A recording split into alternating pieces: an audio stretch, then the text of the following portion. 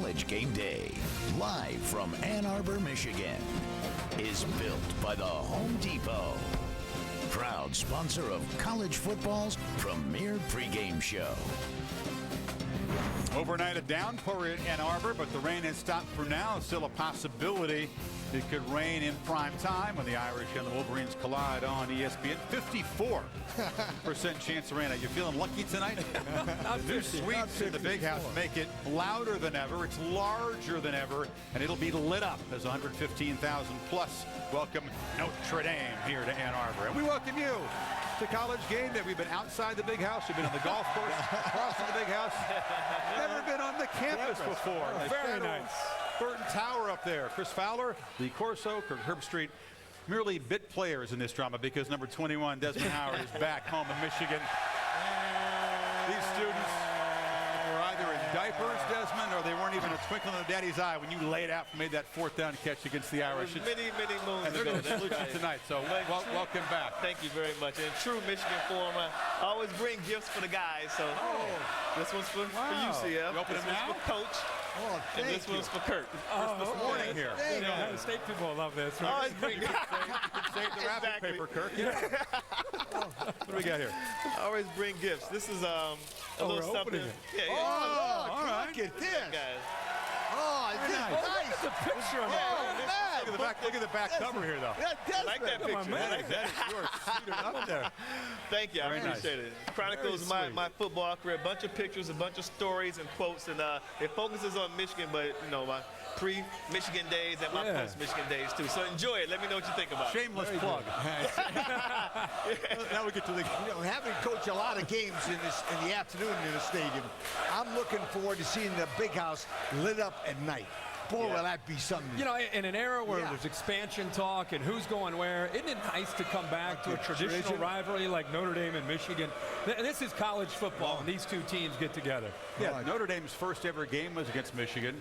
Their first home night game was against Michigan. Now history is made here in Ann Arbor. Remember the last couple of years, Michigan's won in the final seconds. They haven't beat Notre Dame 3 years in a row. 1908. Wow. A long time ago. Well, Notre Dame, Michigan, everybody's looking forward to seeing the result of this game. And if Tommy Rees is ready to take the reins in this offense, he will be the starter. He finished the second half last week against South Florida very, very well. Michael Floyd is a guy he's got to be able to get the football to. It's Sierra Woods got to make a difference to give them balance, and it's all about Denard Robinson. Last year, he torched the Notre Dame defense in South Bend. Can he do it again this year in Ann Arbor? How about Alabama versus Penn State? One game, two teams, four quarterbacks.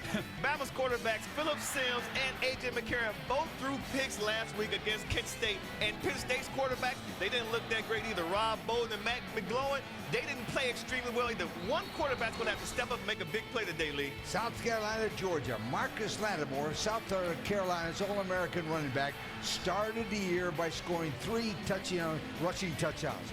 Now he has 20 rushing touchdowns in his career.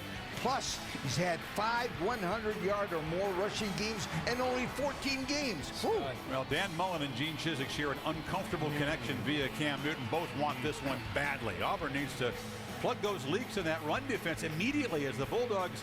Ballard comes barreling downhill. State has a chance to step up big. A road game here, a Thursday home game against LSU. Out in the Pac-12, Utah gets their first chance to see if they can compete with the big boys at USC. The Trojans need to get their running game going. Mark Tyler is back to help Barkley and Robert Woods out. See if this offense can have a field day against Utah, who will be very aggressive. Jordan Wynn back from the December surgery. And JUCO running back John White got off to a good start last week for the Utes. How about BYU at Texas? The Cougars got 3 running backs you need to know about. First, J.J. DeLuigi. He's the returning rushing leader. He's also a great receiver. Then Brian Correa. This kid hits the hole fast, a north and south runner. But this guy right here, Joshua Juice Casada. This kid is a guy who will run over you, and he has good hands, too. You like the Cougars tonight, maybe? We'll find out. Upset alert. 6 ranked teams on the road, including 4 of the top 12. Teams like Stanford and Virginia Tech. And Auburn, after that close call against Utah State, becomes the first defending AP national champ to be unranked in the second poll since '65, when they only ranked 10 teams. Notre Dame and Michigan enter the matchup unranked. 4th time in 5 years. 407. That hadn't happened in the poll era. All right. Besides Georgia and Mark Richt, and we'll get into that story in detail coming up. Who's under the most heat today? We'll just put that aside because that's obviously number one. Yeah. The next team, I would say, believe it or not, is Texas. You talked about the potential upset with Texas and BYU. Texas got off to a great start last week against Rice after all the adjustments they've made with their coordinators. Now they get a chance to really find out how much they've improved. And I think Texas, if they can win this game against BYU, think about the momentum that can create as they get ready for UCLA and then conference play. So I think there's some pressure here because I think Texas could be a good team. You know, Kirk, we talked about Georgia. We don't want to talk about Mark Richt because that's the big story. But as a former player, I think about the players. The pressure is on the Georgia Bulldogs team. You know, you have a beloved coach like Mark Richt is to those players. They feel the pressure that's swirling around Athens about that coach. There's a lot of pressure on those players, Coach, now to step up and face a tough SEC East opponent in the Gamecocks. I think Notre Dame, they put the pressure on themselves. True. They were a top 20 ranked team, and they played football for 123 years. They lost to South Florida, who started football 14 years ago. That's a 109-year difference. Yeah. Notre Dame, no wonder the Irish are upset. Brian Kelly's upset. That's obviously another topic of conversation.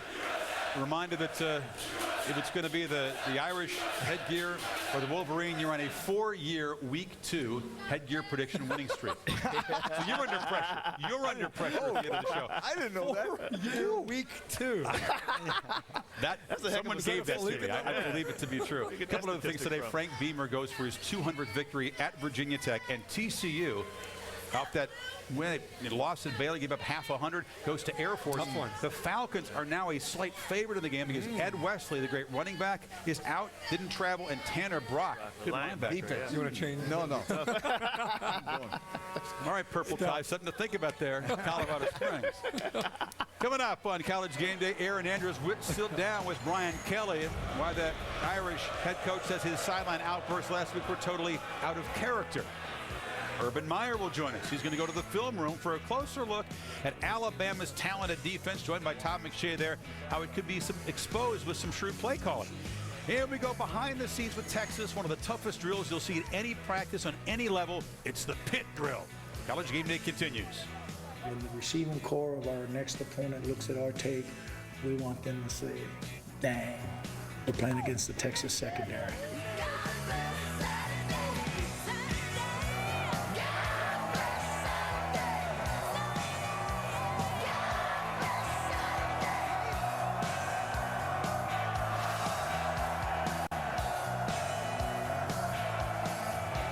Look down. It's high time to make our floor look better and feel softer. How about we start with the guaranteed low price on the carpet, the pad, and installation. Let's get peace of mind for a lifetime. It all adds up to better carpet at a better price and a great looking room transformed. More saving, more doing. That's the power of the Home Depot. Get 12-month special financing on carpet purchases when you use your Home Depot credit card.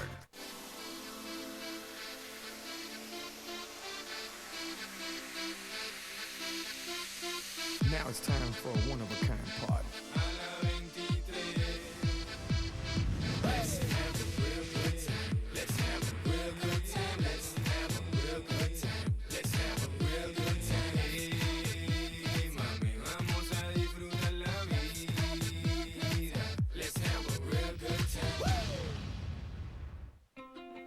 Minivans from around here aren't as reliable as ones engineered overseas. Hands up if you've heard that before.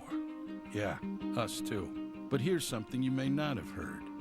J.D. Power & Associates has named the Chrysler Town & Country highest ranked minivan in initial quality. Looks like the tables have turned. Now get 0% APR financing for 60 months on the 2011 Chrysler Town & Country. Applebee's 2 for $20 is fresher than ever. Hey, Chris. Hi, Jesse. Hey. Ready to order? Yep, 2 for $20. It's Applebee's freshest 2 for $20 yet, featuring new chicken fettuccine carbonara. Get 1 appetizer and 2 entrees for just $20. Only at Applebee's. Now serving half-price appetizers late night.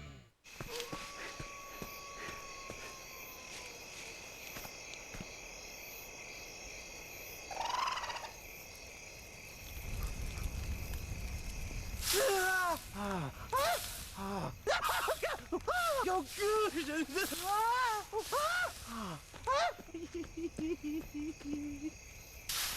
Like barefoot, only better. Minimus from New Balance. Let's make excellent happen. Killing will not bring you peace.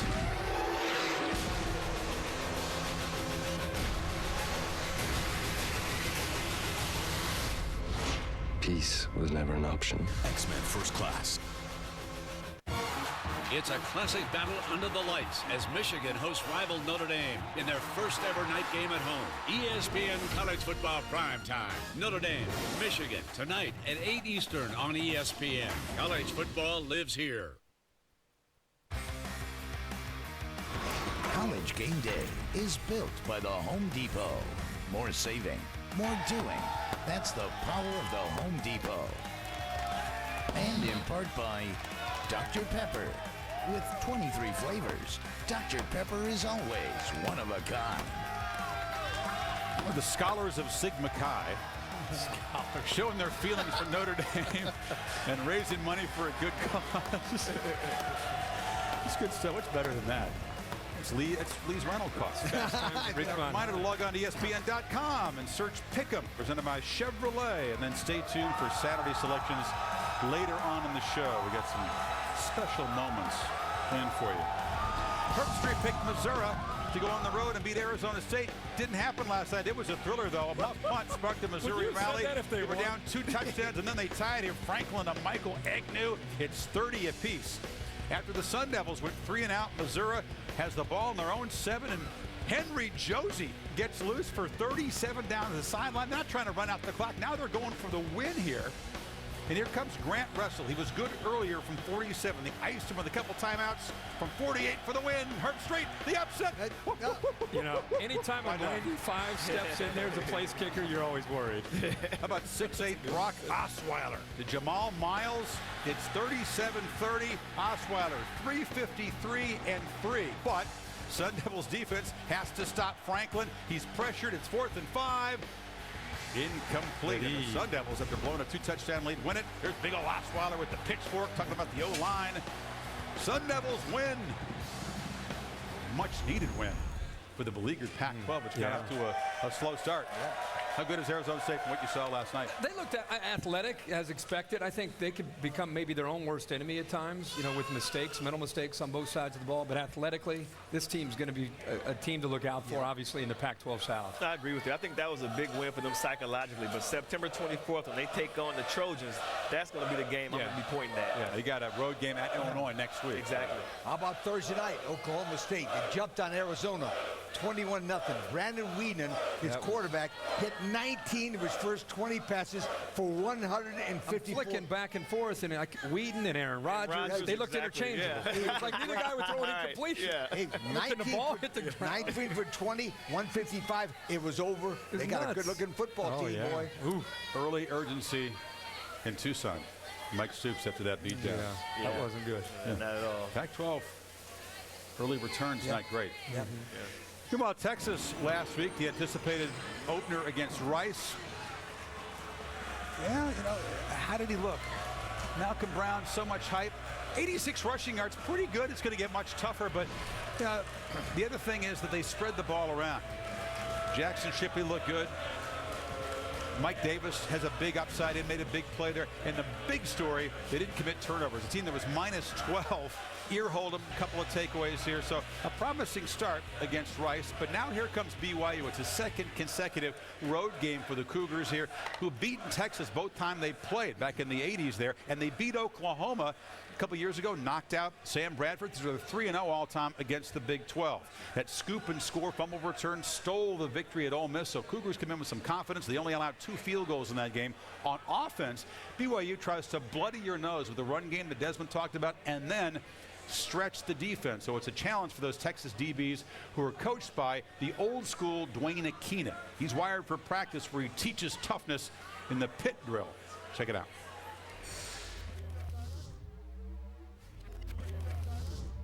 Give me your freshmen are up first. I want to see you strike something. Here we go. Turn and come after him. Go! Strike! Feet! Oh. That's probably Coach Keenan's favorite drill, and he's got a complete separate folder that just says pit drill. You understand the drill? Firing right through here. Straight feet! Duck your head! Coach Keenan is very animated. You can be 50 yards away from Coach Keenan, you can still hear him coaching. I haven't seen you yet, Sid. I haven't seen you yet. What it looks like. When the receiving core of our next opponent looks at our tape, we want them to say, dang, we're playing against the Texas secondary. They got a lot of new blood on that staff. Dwayne Akeen is not one of the new guys, but he's purely old school. As good as BYU's defense was in the victory at Ole Miss, the offense really struggled. One offensive touchdown in 10 drives. It was a touchdown pass from Danny Heaps. The offensive line was physical, but they had a little bit of problem with the speed of Ole Miss's defense, so Texas will try to attack them. Not a lot of big plays in the first game for Brandon Doman, the former Cougar quarterback, calling plays there. So some things to sort out, but if BYU can go on the road and win at Texas, it'd be very impressive. What do you make of the Horns in their opener? Well, they're very young. You know, Texas played 25 true or redshirt freshmen in this game. That's the most of any team in this country. They beat Rice, but BYU will really test them. But I think Texas wins this ball game by a touchdown and a field goal. Texas, touchdown and a field goal. Well, Coach, the thing I like about Texas in the Rice game, you have to keep in mind it was Rice, that they started to run the ball more. They got away from that the past 2 seasons. It cost them dearly, and the turnover ratio also really hurt them. But they ran the ball 64% of the time, and then threw the ball about 36%. So I like that ratio. I think if they keep that up, then they'll be able to win this game against BYU. I'm excited, Des, to see Texas today because this is still Texas. Yeah. They still have players on this team and on this roster that played high school football in Texas, and there's a lot of pride there.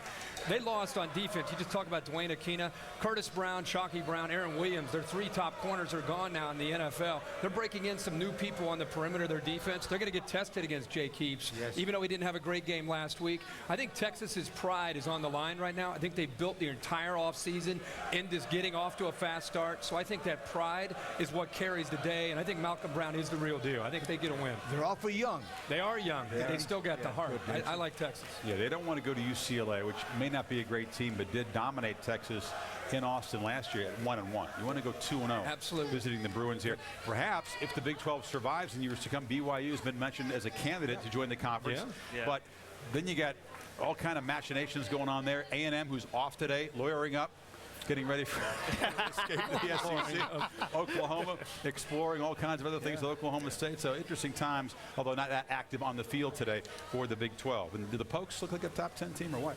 Absolutely. Scary. Yes, sir.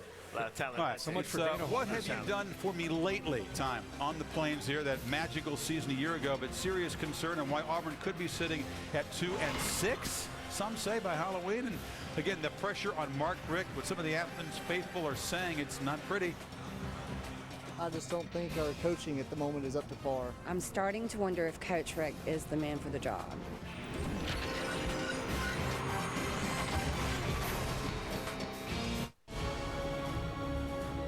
"16 mascots, 1 winner. View their epic tales of courage, honor, and fur, and vote for your favorite mascot at CapitalOneBowl.com. Behind every business is a what if. What if we designed an electric motorcycle? What if we turned trash into surfboards?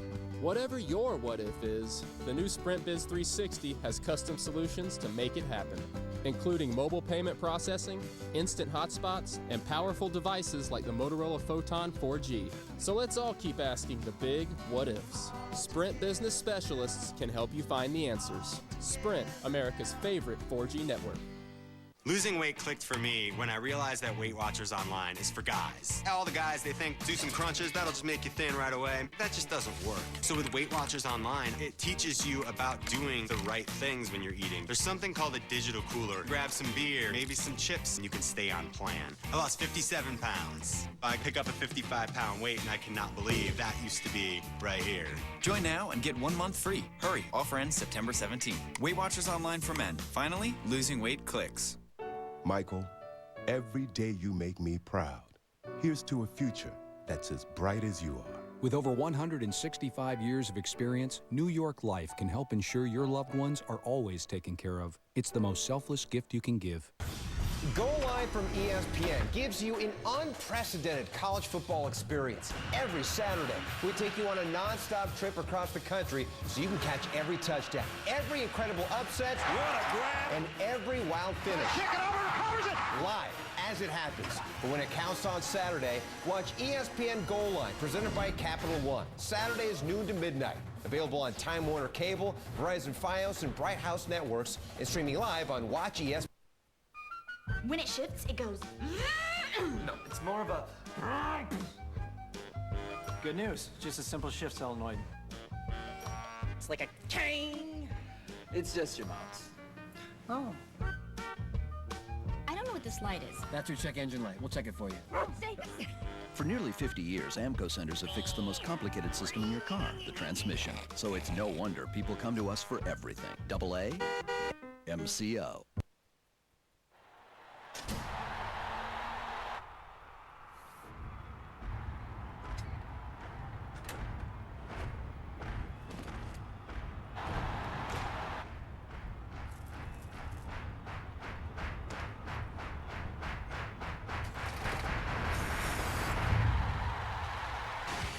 Legends of all time, now on any team you want. NHL 12, rated everyone 10 and up. EA Sports, it's in the game.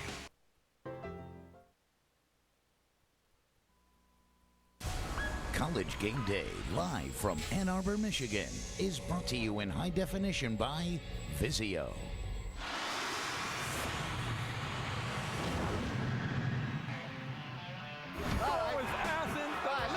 And Georgia to knock off Alabama. That's a great pick. I'll tell you. Nice and safe. But no, let me tell you something.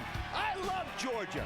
In fact, I would live in Athens if I didn't live in Orlando. I would have gone to Georgia if I didn't go to Florida State. But that dog is ugly. Give me this thing here.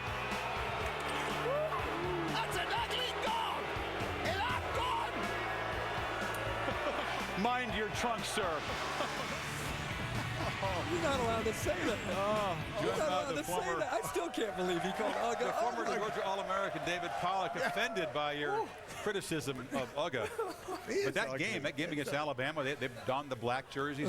You had the pick right. Yeah. That kind of started a little bit of the downturn there. It may have. After Boise State beat them up in the Dome, here comes a crucial, traditional September collision with Old South Carolina. But Georgia has a lot of things they got to fix because Boise State just poured through and knocked Aaron Murray on his fanny. 6 sacks, 4 of them came on third down. He couldn't get his eyes downfield to focus. When he did, Tavares King was dropping the ball. You talk about trouble versus ranked teams. You realize they're 1-8 last 9. And against the SEC, the last couple years, Georgia, in kind of a down couple years for the division, is 7-9. So the typically low-scoring matchup with South Carolina can really set the tone in the SEC East. Here comes the Gamecocks with Steven Garcia back as starter. They are road favorites. But we're going to put the focus on Georgia for now, because if they can pull off the mild upset at home in a massive swing game, it could set them up with a favorable schedule to roll through the SEC East and send Spurrier home a loser. But a second loss, and the crescendo calling for coaching change is going to grow. You know, Athens is home to that veteran band, Widespread Panic. Oh, yeah. And that's a conditioning. Yeah, it's your favorite. That's a condition that's intensifying among the faithful. Only a victory today can curtail that, Kirk. Embarrassed. Devastated. Heartbreaking. Sloppy. Tragic. Brutal. Really pathetic. Georgia fans, by and large, are an angry bunch right now. Bulldogs suck again. It's not like Georgia lost to Boise and it was the first loss in a while. It's been something that's been kind of building up, and that's why a lot of the fans here are on edge. The ugly truth is Georgia has been a fraud in the SEC for years. The program has trended downward here of late. 2007, they win 11 games, but then it was 10, and then it was 8, and then it was 6 last year. And this year hasn't started off very good. Disappointed. Angry. Let down. Very, very unhappy. Discontent. I just don't think our coaching at the moment is up to par. Kind of feel like maybe it's time for a change. I'm starting to wonder if Coach Rick is the man for the job. We get out-coached, we get outclassed. New season, same old Bulldogs. Mark Rick, when you're leaving town, don't forget to take Bobo with you. I'm sick and tired of it. something has to change. Those message boards blowing up because you feel like it's the same issues as in recent years. And you can't talk about a lack of talent at Georgia. You really can't. 9 picks in the first 3 rounds of the draft the last 3 years. Only a handful of teams have more than that. 2 of the top 4, Stafford and A.J. Green. And I know the recruiting services can be inexact in their ratings, but top 6 recruiting classes 4 out of the last 6 years. I mean, you go from 11 wins to 10 to 8 to 6. And keep in mind that Mark Richt has never started 0-2. It's getting ugly down there, David. I mean, I know you care a lot about this program, but they badly need a win today, maybe more than any team in the country. Yeah, and they badly need a win, but it definitely needs to be a very competitive game, because you look at last week at Boise 35-21, it wasn't that close. And offensively, they didn't move the football. And every single year, it's year after year, you hear about the offensive line and how big they are and how physical they are. And then you come out and you can't run the football. One of the worst in the SEC a year ago. Last week, it was an 80-yard reverse that really sparked the offense, and that's it. The longest drive was less than 4 minutes. I mean, the longest drive of the day against Boise. That shouldn't happen when you're at the University of Georgia and you recruit that well. To me, this is the biggest game that Mark Richt has ever coached in because of what's at stake. Coming off the 6-7 last year, putting himself now in position early, knowing how important these first 2 weeks were going to be. Boise State in week 1, and then you have this big game and a conference game. But with all this being said, and everybody, basically Georgia fans, just piling the dirt on top of Mark Richt in Georgia, they're 4 quarters away from everyone being happy. And Georgia, of course, there's Georgia. Now they're back. Yeah. That's how big a game this is. They lose this game, get rid of Mark Richt is what their fans are going to say. They win, and hey, we're going to win the SEC East. Where are you going to stay in Atlanta for the SEC title game? Yeah, before we stick a fork in the guy, and let's take a look at his 11 years he's been there and see what he's done. He's one of 9 coaches that win 90 games in the first 9 years as head coach. There's only Stoops, Patterson, and Paterno have a winning percentage better than the guy has. Listen to this. They lost to Boise State, but so did Virginia Tech. Virginia Tech went on and won and went into the Orange Bowl. There's time left. There's time left. Why are we putting the pressure on this guy now? Because it's a second game of the year. Agree, and I don't think we're putting the pressure. I think the people in Athens are. But I also think there's been a trend. You just heard about it in that piece. The last 3 years, since going back to when they were ranked #1 preseason in 2009 to where they are now, there are fans that are disgruntled. It's not just about Boise State. It's about 6-7 last year, the first losing season that they've had since 1996. And it's about now getting outmanned and getting beaten by these teams like Boise State. Boise State's a great team. Yeah, that's Problem is people in the SEC don't respect the country. They don't respect Boise State. Yeah. That's a good football team, and it's a physical team. It's not just crazy folks on the call-in shows, by the way. You talk to powerful Georgia people. They're unsettled. It wasn't a regularly scheduled item. You heard Sean McDonough talk about the trustees meeting. It came up briefly, but it came up. The concern about the coach. So. Well, you have to have a plan always, and you have to have a course of action. But it's also going to be something that this game right here, guys, even if Georgia loses this game, you lost to the 12th ranked team in the country. How do you finish? It's not just about the first 2 games of the year. How can you run the table, and how can you be competitive in every ball game? But the problem is, after you lose your first 2, after last year going 6-7, where are they psychologically moving forward? Even though they could win, how do you pick the pieces back up after losing the first 2? I think they do pick the pieces up. That's if a long season. Yes, sir. Okay. This is a good football team, and it'll show it over the year. I think he's a hell of a football coach. Oh, yeah. There's no We're not going to get a guy better than Mark Richt. What was Georgia before Mark Richt got there? Look at Jim Don and Ray Goff. And won a few championships. I mean, I'm just saying, sometimes continuity and success in the past, that's not a positive anymore. That's right. They want the new guy, the fresh energy, because so many guys have won quickly when they've made a coaching change. We have full analysis of this game coming up. Steve Spurrier, we'll hear from him. And my guy, Big John Isner, fresh off the U.S. Open quarterfinals. He's down there. How about the one in the SEC West? Auburn narrowly escaped the defending national champions against the old Aggies of Utah State. So the game goes on, punches it in from 1 yard out, 42-38, but it didn't feel like a win, did it, in the Plains? No. Because you look ahead and you know that drastic improvement is needed beginning today. When Bully, the Bulldogs, Mississippi State roll in there, they get a little Clemson road game, a non-conference game. Florida Atlantic, okay. But look at that conference. How many games will they be expected to win there? Like how many times? They'll be favored once against Florida Atlantic, right? Yikes. Huge. Well, not favored today. Here comes Dan Mullen. He is not a crowd favorite on the Plains here. He brings in Mississippi State. You could hear maybe some warm welcome for him. Remember, he was Cam Newton's coordinator at Florida, and Mississippi State and Auburn, of course, linked in that Cam Newton and Cecil Newton affair. So there's urgent need for the new faces and that Auburn defense to step up in a big way. Bulldogs almost derailed the Tigers' title run before it got started last year. Almost, but not quite.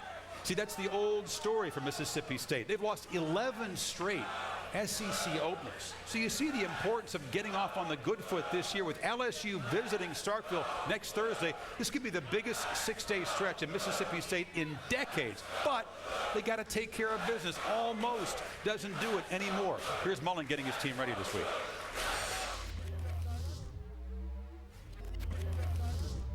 Little bonus practice day today. It is a bonus practice day today. Hey, Chad, I got that country music you asked for coming on. Drive it up, drive it up, drive it up, drive it up. We run really up-tempo, high-energy practices. Let's go. Let's go. Let's go. Let's go. Let's go. Will you guys stay in your lanes, please? Okay, your lane is the number. To me, practice needs to be much harder than the game. You know, I want to get into a game and feel confident. Good feet. Keep the arms tight. Keep the arms pumping. That's it. You're trying to anticipate it. Instead of trusting it, you aimed a little bit right there. Just trust it and let it go, all right? Relentlessly pursue perfection, and we may just achieve greatness today. 1, 2, 3.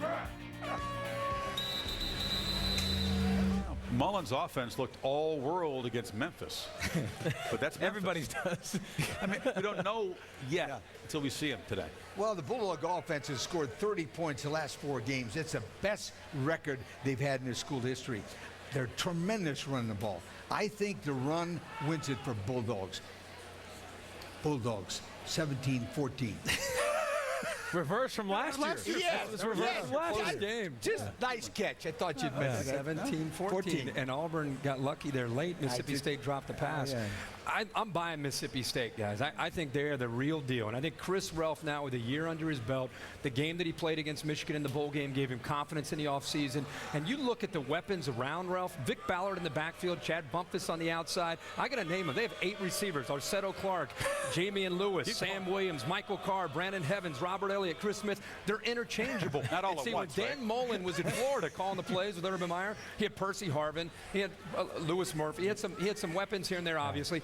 He didn't have 8 receivers that could all do a lot of the same things. This team you better buy now because Mississippi State's doing great things. I like them. And he also had a full playbook, which he couldn't do last year, a year ago. Remember when Chris Relf went to the swamp and threw for 33 passing yards? He couldn't throw the football. Now, when you look at him, the last 4 games, over 200 yards. That's good for him. And if he can open that playbook Dan Mullen likes to use, you've seen it in the past and you'll see it again. They'll be high flying. In that offense, Chris, I'm sorry, when they have a confident quarterback and that can run and can throw, and you have all these weapons around him, how do you stop it? And he's the punishing runner between the tackles, too, with his size. They got a great scheme. It's a lot of talk about the Bulldogs. What about the defending national champs who Barrett Trotter inherits those massive shoes? He still has McCaleb and Dye. They still have a running game, and they still scored points last week. Yeah, and the one thing about this game, and you saw it last week, they didn't get to run a lot of plays. You know, Utah State was 46 plays the first half. Auburn only got about 16. So they got to impose that tempo and that style. But Trotter, you're filling some huge shoes now. Let's be honest with Cam Newton. But what's the pick? He was efficient. Mississippi State, I think, is going to win the ball game. Mississippi State big. Coach is like, give me that pick. I do. You look like you enjoyed making that pick. No, I picked Auburn last. I'm the Auburn guy. It just being reality. I mean, Mississippi State is come down to earth. If it is close, remember, Auburn has won 9 straight games under Chiswick, decided by a touchdown or less. They're really, really good at close games. All right, we're all aware of the significance of tomorrow. The men that play college football were just boys on September 11, 2001, the tragic day that changed them and shaped what they've become now. He didn't get home till about 8. I remember him walking up the driveway just covered in ashes and looked like he had climbed out of a chimney.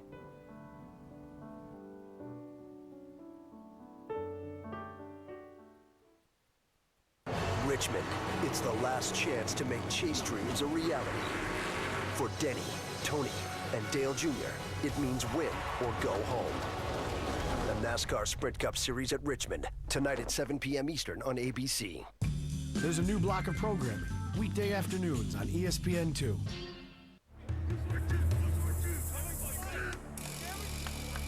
What's this all about? We're giving Rich the NFL experience of a goal line dive. Really?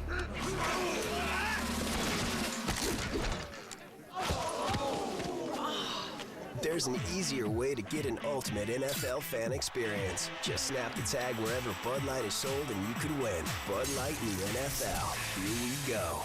Can I make it? To the internet, yes. Into the end zone, no. I am a Jedi, like my father before me.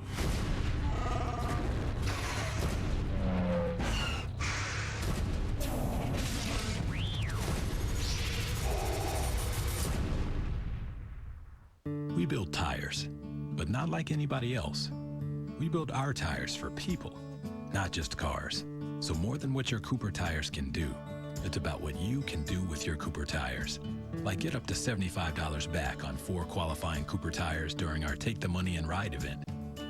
Get your rebate form and complete terms and conditions at a participating Cooper Tire dealer or CooperTireRebates.com. Life's a road trip. Come on, let's go. Say cheese. Are you smiling yet? Of course you are, especially since the new Let's Get Cheesy menu starts at just $4.99. Only at Denny's. America's Diner is always open. Hey, I'm really glad we took this last-minute trip. Me too. You booked our room, right? Not yet. Thanks for reminding me. Wait, what? Fret not, milady. I have the Hotels.com app, so we can get a great deal even at the last minute.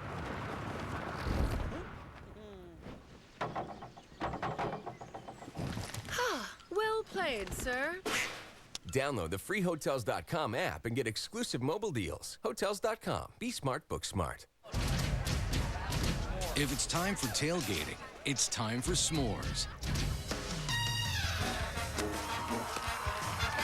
Pure chocolate goodness that brings people together. Pure Hershey's.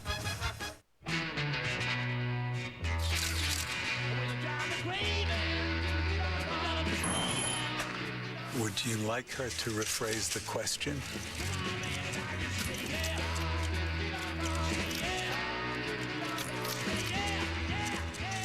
I'm not going to be the person I'm expected to be anymore. Bien expected. Bleu de Chanel. At Chanel.com.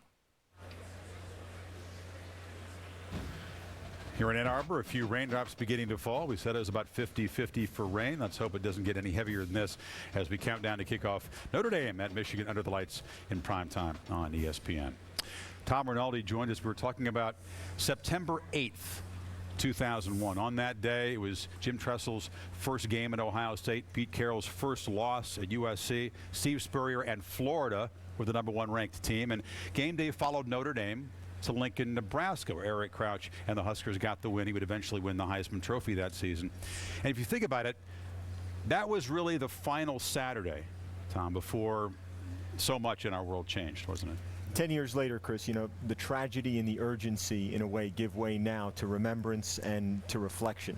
We all remember where we were that day, but on this day, as we celebrate the pageantry and the passion of college football, it's easy to forget where so many of these players were and what they were. A generation of children in a time of change. Time doesn't care for anniversaries. There are no calendar pages in the sky. No clock faces in nature. We are its true measure, the living range between then and now, who we were in a single moment, and what we've become since. On September 11, 2001, I was 10 years old and I attended PS 86 in the Bronx, New York. I was in 5th grade. I went to Rolling Ridge Elementary School and I lived in Sterling, Virginia. I was in 6th grade. I was attending Sacred Heart School in West Brighton, Staten Island, New York City. 9/11 is tragedy, and it is touchstone. While they stand now as men, 10 seasons ago they played as boys. a generation still innocent. And at first, we didn't really know what was going on because we were so young. Then from my school, you could see like smoke. The sky started turning darker. My mom showed up at the school and she looked like she had seen a ghost. The teachers and administration in my school wouldn't tell the children because half our parents and uncles and cousins and family work downtown Manhattan, midtown Manhattan. That morning left an imprint on psyche and soul and forced so many who were so young to comprehend the incomprehensible. My dad was a major at the time, stationed in the E-ring of the Pentagon when it was hit. He didn't get home till about 8. I remember him walking up the driveway just covered in ashes and looked like he had climbed out of a chimney. I remember my mom actually was supposed to have an interview at the World Trade Center that morning, but she overslept through her alarm. My father worked on the NYPD for 28 years. He retired July 2001. I thank God every day for that. Multiply those stories across countless classrooms and endless counties. If it's clear what the day cost this country, what was taken from this generation, and in response, what gained?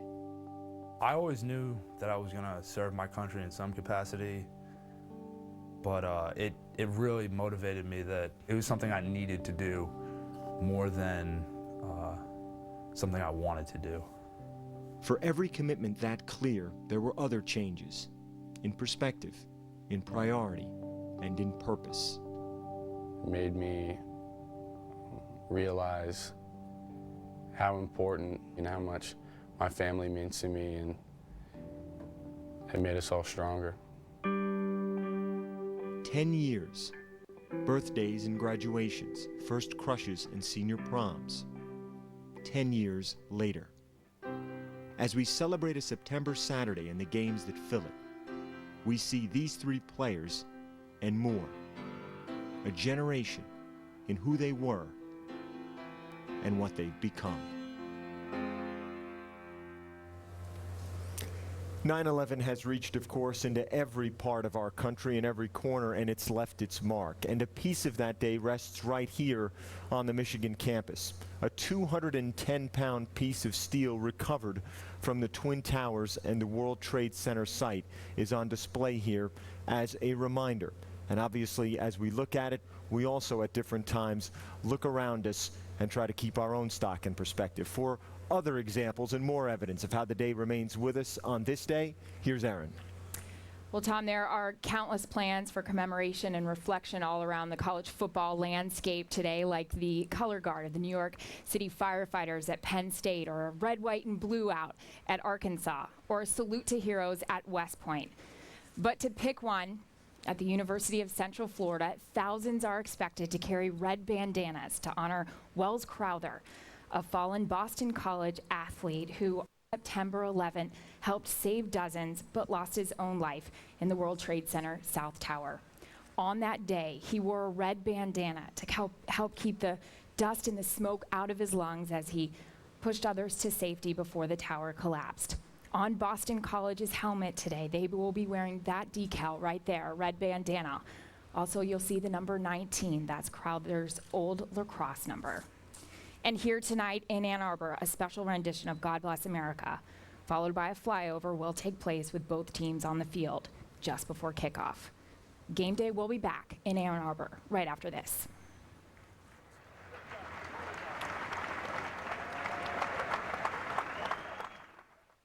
Real fans are dedicated and they're passionate. Hey guys, check out my game face. Is he always like this? Yes. Can you see it? Because I'm doing it. At Cheez-It, we expect a lot from our cheese. What are you doing? Studying. Studying? Quantum physics.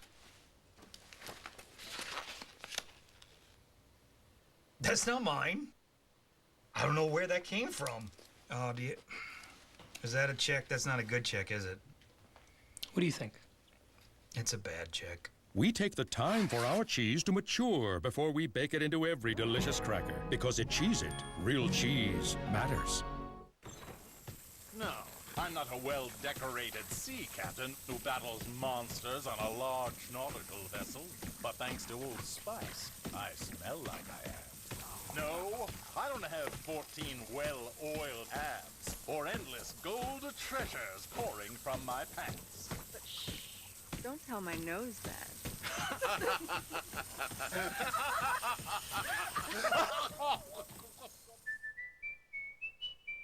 Do you hear that? Footsteps, footsteps, footsteps. They're moving faster. Getting louder. Coming closer. Footsteps don't lie. So the question is,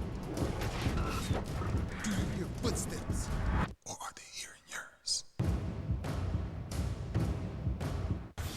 Goal Line from ESPN gives you an unprecedented college football experience. Every Saturday, we take you on a non-stop trip across the country so you can catch every touchdown, every incredible upset, what a grab, and every wild finish. Kick it over, covers it! Live as it happens. But when it counts on Saturday, watch ESPN Goal Line, presented by Capital One. Saturdays noon to midnight. Available on Time Warner Cable, Verizon Fios, and Bright House Networks, and streaming live on Do you or a loved one need a new computer or laptop? Do you want to own a computer, but your credit is less than perfect? Now you can get a fast, brand new computer or laptop no matter what your credit looks like. If you can afford just $30 a week, you are approved, guaranteed. No credit, bad credit, bankruptcy? No problem. Imagine you'll surf the internet, burn CDs, send email to your family and friends, even start your own business at home. Call now. We'll include a free printer, free LCD TV, plus a smoking MP3 player with your order. I'm Mike's TV, and we just moved here from Boston. And while my man left his girl, he couldn't leave his Bruins. So we just ordered NHL Center Ice. With up to 40 out-of-market games a week, keeping track of your favorite team has never been easier. Watch the Penguins from L.A., Blackhawks from New York. With NHL Center Ice, you can follow your team all season long. It's like Thomas and Chara moved in with us, and we're all roommates. Check out a free preview of NHL Center Ice, October 6th to the 23rd.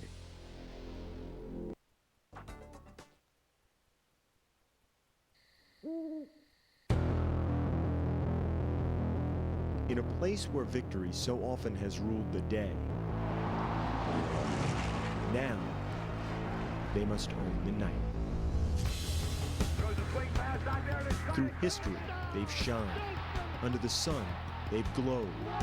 Now they must defeat darkness and vanquish doubt. What better way? What brighter path? Beneath the traffic of stars, with Moon as witness. For the first time in the big house. Now they see the light.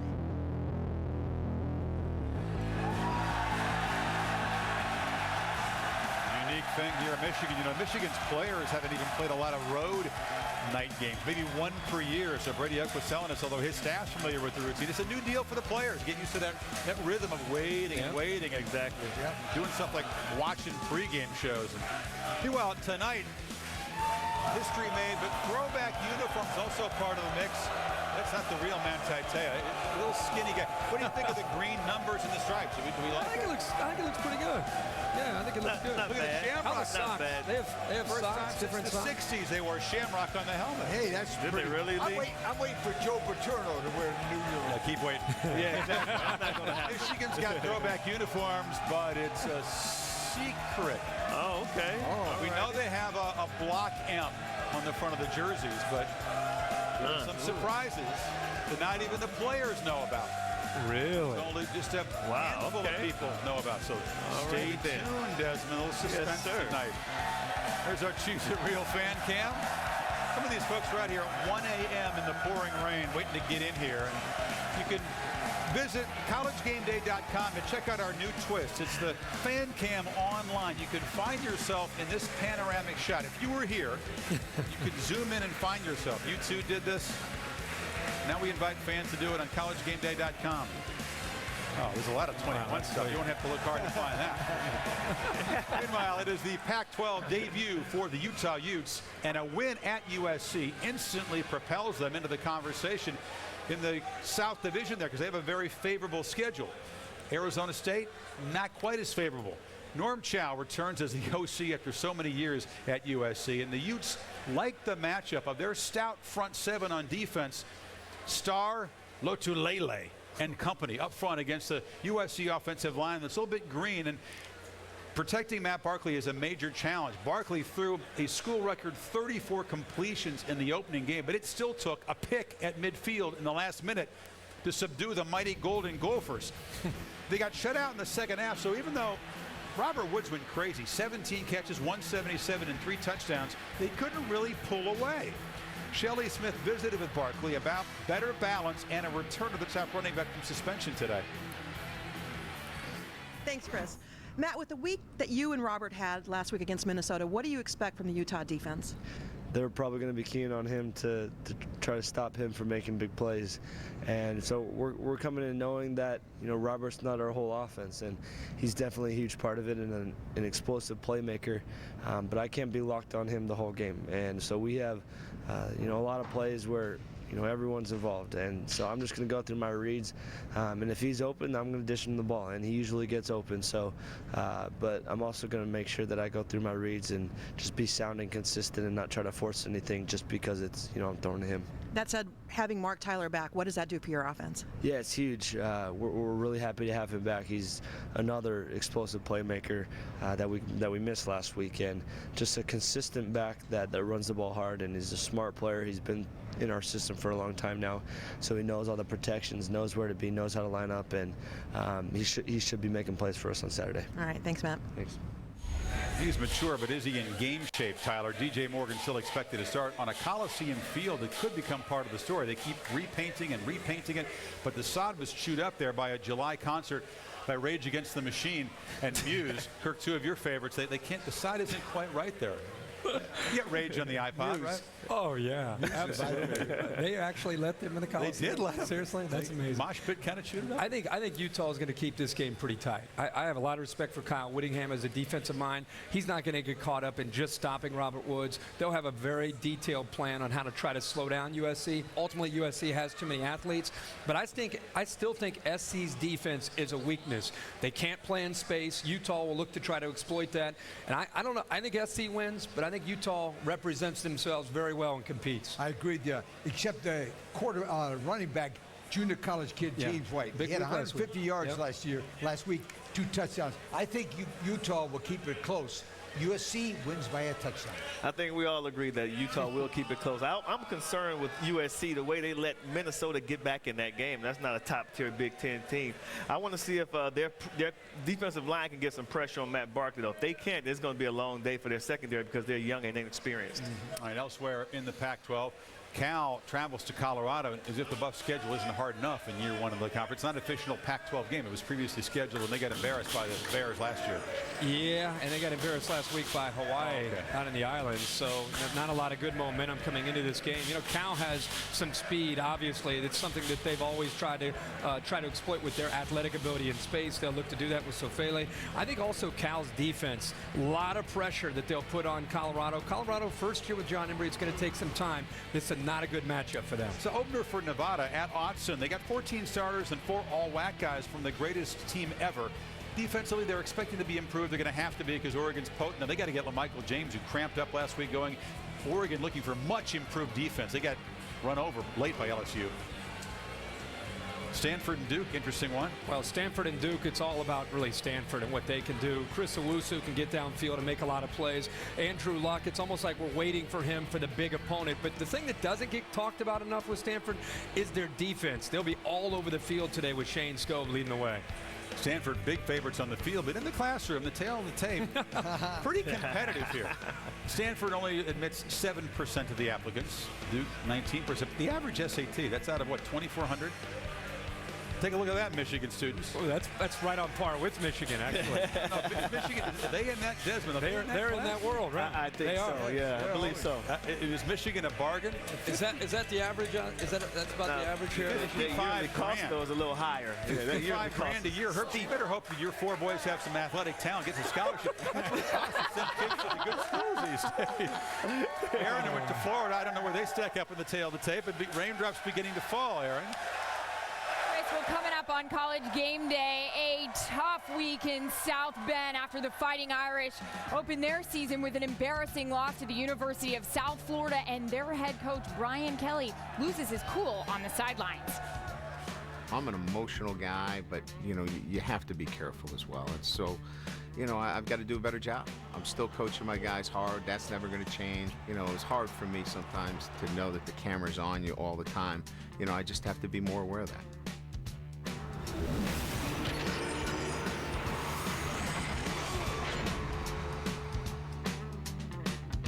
Look down. It's high time to make our floor look better and feel softer.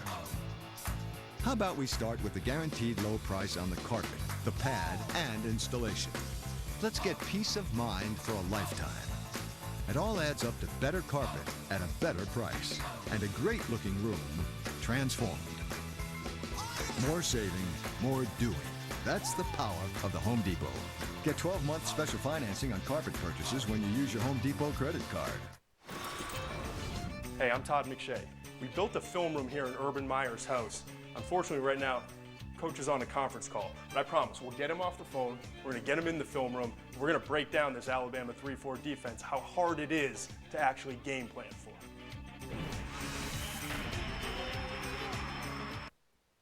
Yep, here we are, standing around the grill. Are we standing, or are we huddling? Huh? You know how football players huddle before every play? And what are they talking about in that huddle? Football. What are we talking about in this huddle? Football. It's like football exists to make us grill. This is no coincidence. We're not huddling. Oh, we're huddling. Yeah, huddling. Don't.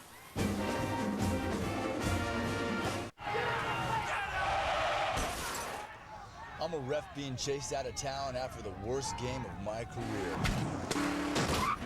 You forget one down and the whole stadium turns on you.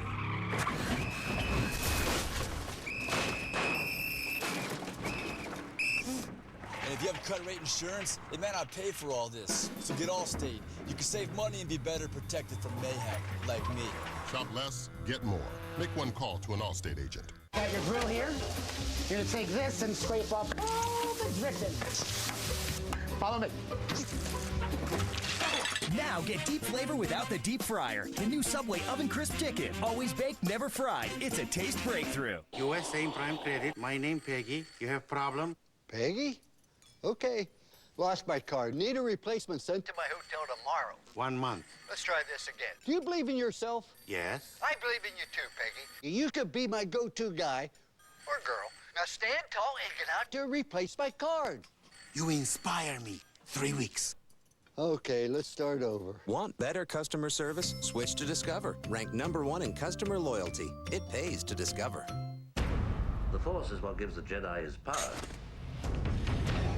You will be tempted by the dark side.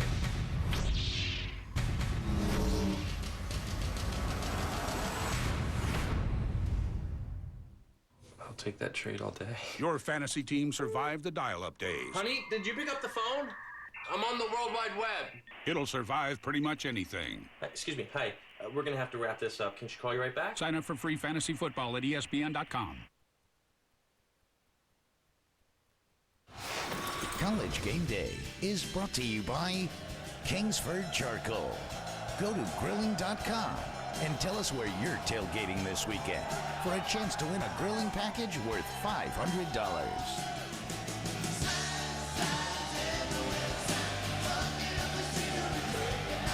Got the Wazoo flag waving in there, but some excellent creativity on the signs. And our tweet sign winner this week comes from @RichieG77. Brian Kelly just benched my other sign. Having fun with the Irish coach and his temper. You can't make it to game day, but have the perfect sign. Tweet us your sign. #CGD sign to College Game Day, and yours might end up on the show. Revisiting a few great moments in this rivalry. Dial it back to '94. Number 6 Michigan, number 3 Notre Dame. Derek May making a spectacular Irish up here. Todd Collins. Ty Street's getting it Michigan done. has life. Remy Hamilton from 42. Yes, sir. Michigan on the road. 89. It was Not 1 Rocket. versus 2. And Rocket. After this game, remember Bo pounded the table. Special teams. Go! That kid played at another speed. Yeah, he did. Just On the turf, one of the those old guys. turf. Yeah. Oh, Ricky Waters. Ricky is 88, Running 81 wild. yards. Only touchdown of the game. And then Reggie Ho, the ex-walk-on, knocked it through. He left the door open. Mike Gillette. There's just a great game. Even those wide goalposts, he still missed wide right. 86, it was number 3 at unranked Notre Dame. Lou Holtz was the original hat. Yeah, exactly. You see that? Good one. John Carney with the miss. Rivalry. But look at this. Since 2008, our researcher Chris Felica pointing out most schools have struggled since 2008 versus ranked opponents. These are teams that finished the year ranked, Desmond. Yes, sir. 0-20 combined? Last 3 years. It's unbelievable. That is. Wow. Players they get. It's been rough lately. Meanwhile, in the opener, you all saw the tantrum on the sidelines. Brian Kelly's turning crimson and purple in the loss to USF. Aaron paid a visit to South Bend. Very interesting conversation with the coach, Aaron. Absolutely, Chris. That home opener for the Fighting Irish couldn't have gone any worse. They shoot themselves in the foot with turnovers in that game. You see a change at quarterback, and just like we saw from those pictures right there, head coach Brian Kelly loses his composure on the sidelines. I visited with the head coach to find out how the Irish regroup from here.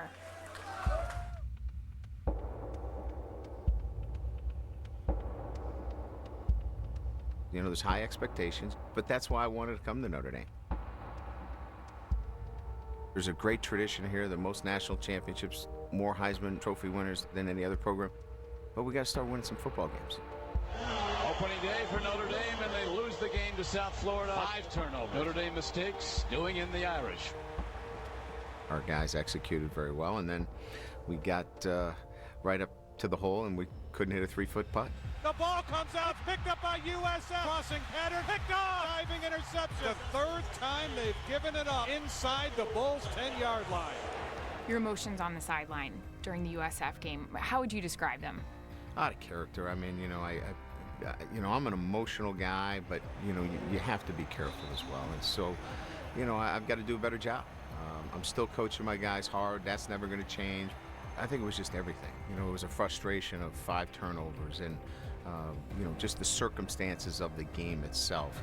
Lofts it into the end zone, picked off. His receiver never looked. It banged off the hands of the Notre Dame running back. Incredible, the incompetence of this offense. The critics come out and say that they felt maybe you overreacted, maybe you shouldn't curse on the field. What's your reaction? I understand the critics relative to losing football games. You got to win here at Notre Dame. So at the end of the day, we've got to win football games. I've got to be aware that the camera's on me all the time, and we've got to produce better. We're all responsible when it comes to losing. Why do you think this program is still relevant right now in college football?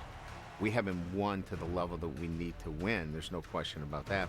What we've done football-wise this past year doesn't merit being a top elite program, but we're on our way there, and we feel like one loss is not going to stop us from that journey that we're on, and that is to be one of the best teams in the country. How close are you? Just hang in there. You've waited this long. You can wait a little bit longer. We're moving in the right direction. We're moving our team to the area where it needs to be. What do you think the biggest barrier for this group right now facing this weekend? Just have some success and not worry about the other shoe dropping. They can't make one mistake and expect that 10 things are going to go wrong. They've got to believe, like I believe, that if they just take care of things on the field, they'll be fine. Patience, Chris. That's something head coach Brian Kelly wants this Fighting Irish fan base to have right now. Like he just said, we're almost there. We're almost there. And to talk more about tonight's matchup against Michigan, he clearly said, this is a measuring stick for us. This will show what all that work in the offseason did for us. Yeah, the P word, Aaron, patience. It's in short supply these days especially in college football, especially at Notre Dame, where he was supposed to be the savior now. I think what caught Kelly off guard and what perhaps prompted those tantrums is he was expecting his team to execute well. They looked great in practice. They go out there in the game, and nothing went right. I mean, no one really performed well on the offense, and he blew a gasket. Your reaction to that tantrum? Well, first of all, there is absolutely no excuse for a coach losing his control on the emotions on the sideline. no excuse. No matter what happens, you've got to keep your control.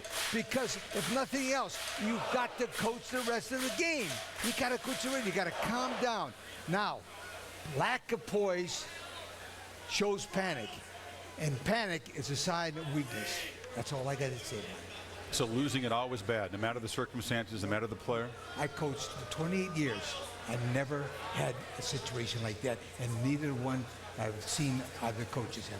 Well, we're going to go to Madison, Wisconsin now, where Urban Meyer is set to be in the booth for our Wisconsin-Oregon State game following game day. Urban, cameras were always on you when you were at the sidelines, especially at Utah and even more so at Florida. What's your reaction to coaches blowing a gasket on the sidelines and letting loose on their players the way that Kelly did? Well, I think there's no excuse for the language. However, the only thing I'd add is I think at times there is a time to snap into your team to try to motivate. You have to be yourself as a coach.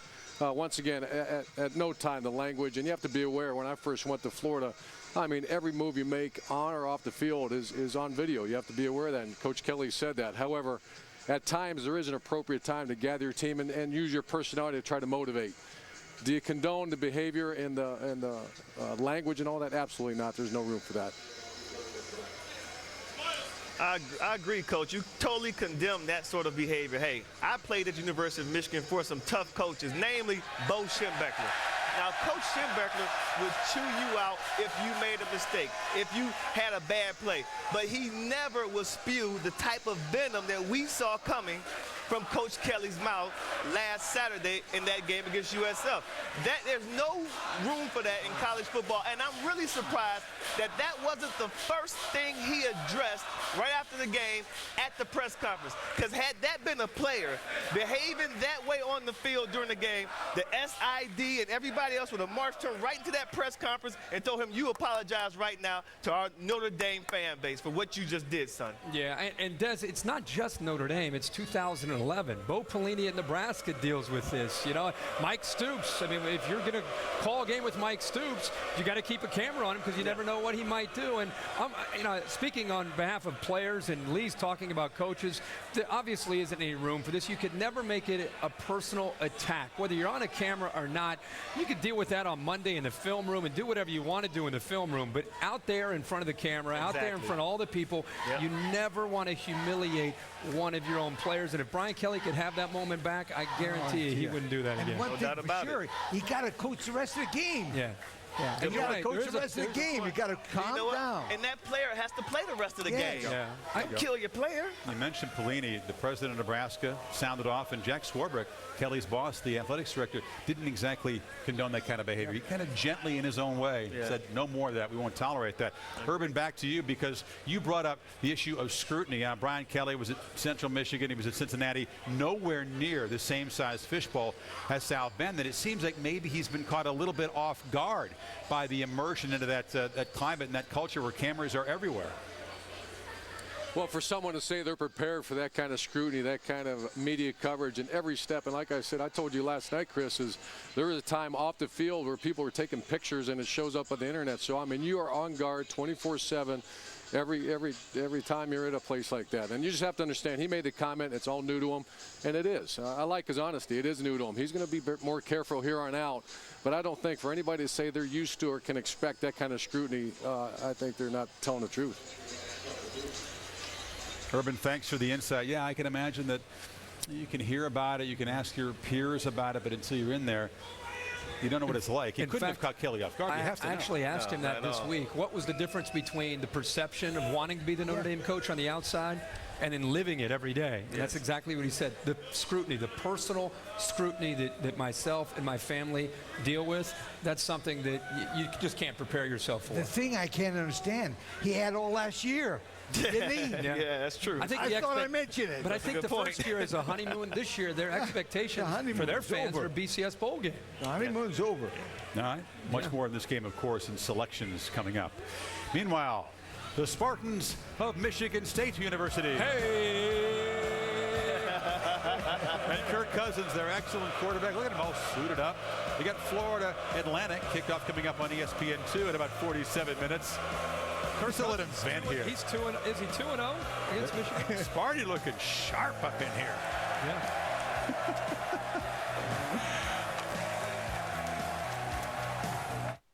The first generation of 3D TV. It had to get better.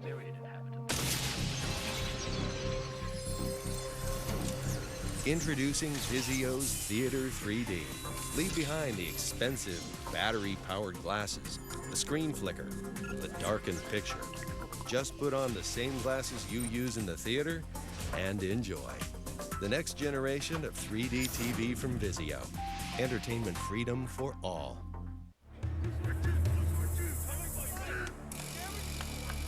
What's this all about? We're giving Rich the NFL experience of a goal line dive. Really?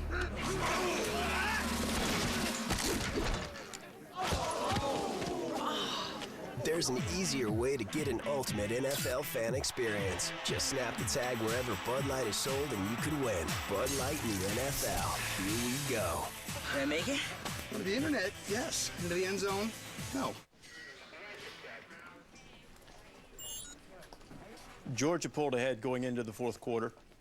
Oh, Michigan just scored another touchdown. Yes! Looks like today's Groupon is for that freestyle jazz tap class. The one at Rita's School of Jazz and Dance? Yeah, that's the one. Never miss a moment with ESPN and AT&T. College football final presented by AT&T Saturday. Attention antidepressant users. The FDA has associated the use of certain antidepressants with birth defects. If you took Celexa, Lexapro, Paxil, Effexor, Zoloft, Prozac, or Pristique and had a child born with a serious birth defect, call the Rely On Group now. Do not delay. There are time deadlines to file a claim. There is absolutely no risk on your part. You don't owe us a penny unless we are successful. Call 1-800-561-0509. Call now.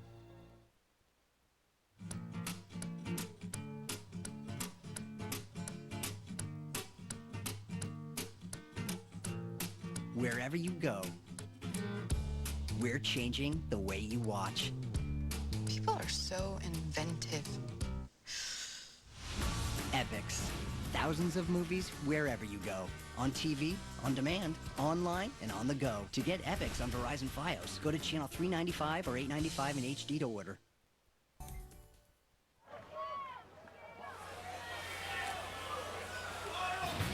How about this? The NFL countdown now is expanding to 3 hours. Now they're now starting at 10 a.m. So Boom and the boys are getting you ready for all the action. The NFL boys now get a crack at 3 hours. We'll see how they. That's nothing. And look at the cast here. Boom and of course all the analysts. Bill Parcells joining them this year. You can see the new lineup over on ESPN2 Sunday mornings. Plenty of live TV to get you ready for NFL Sunday.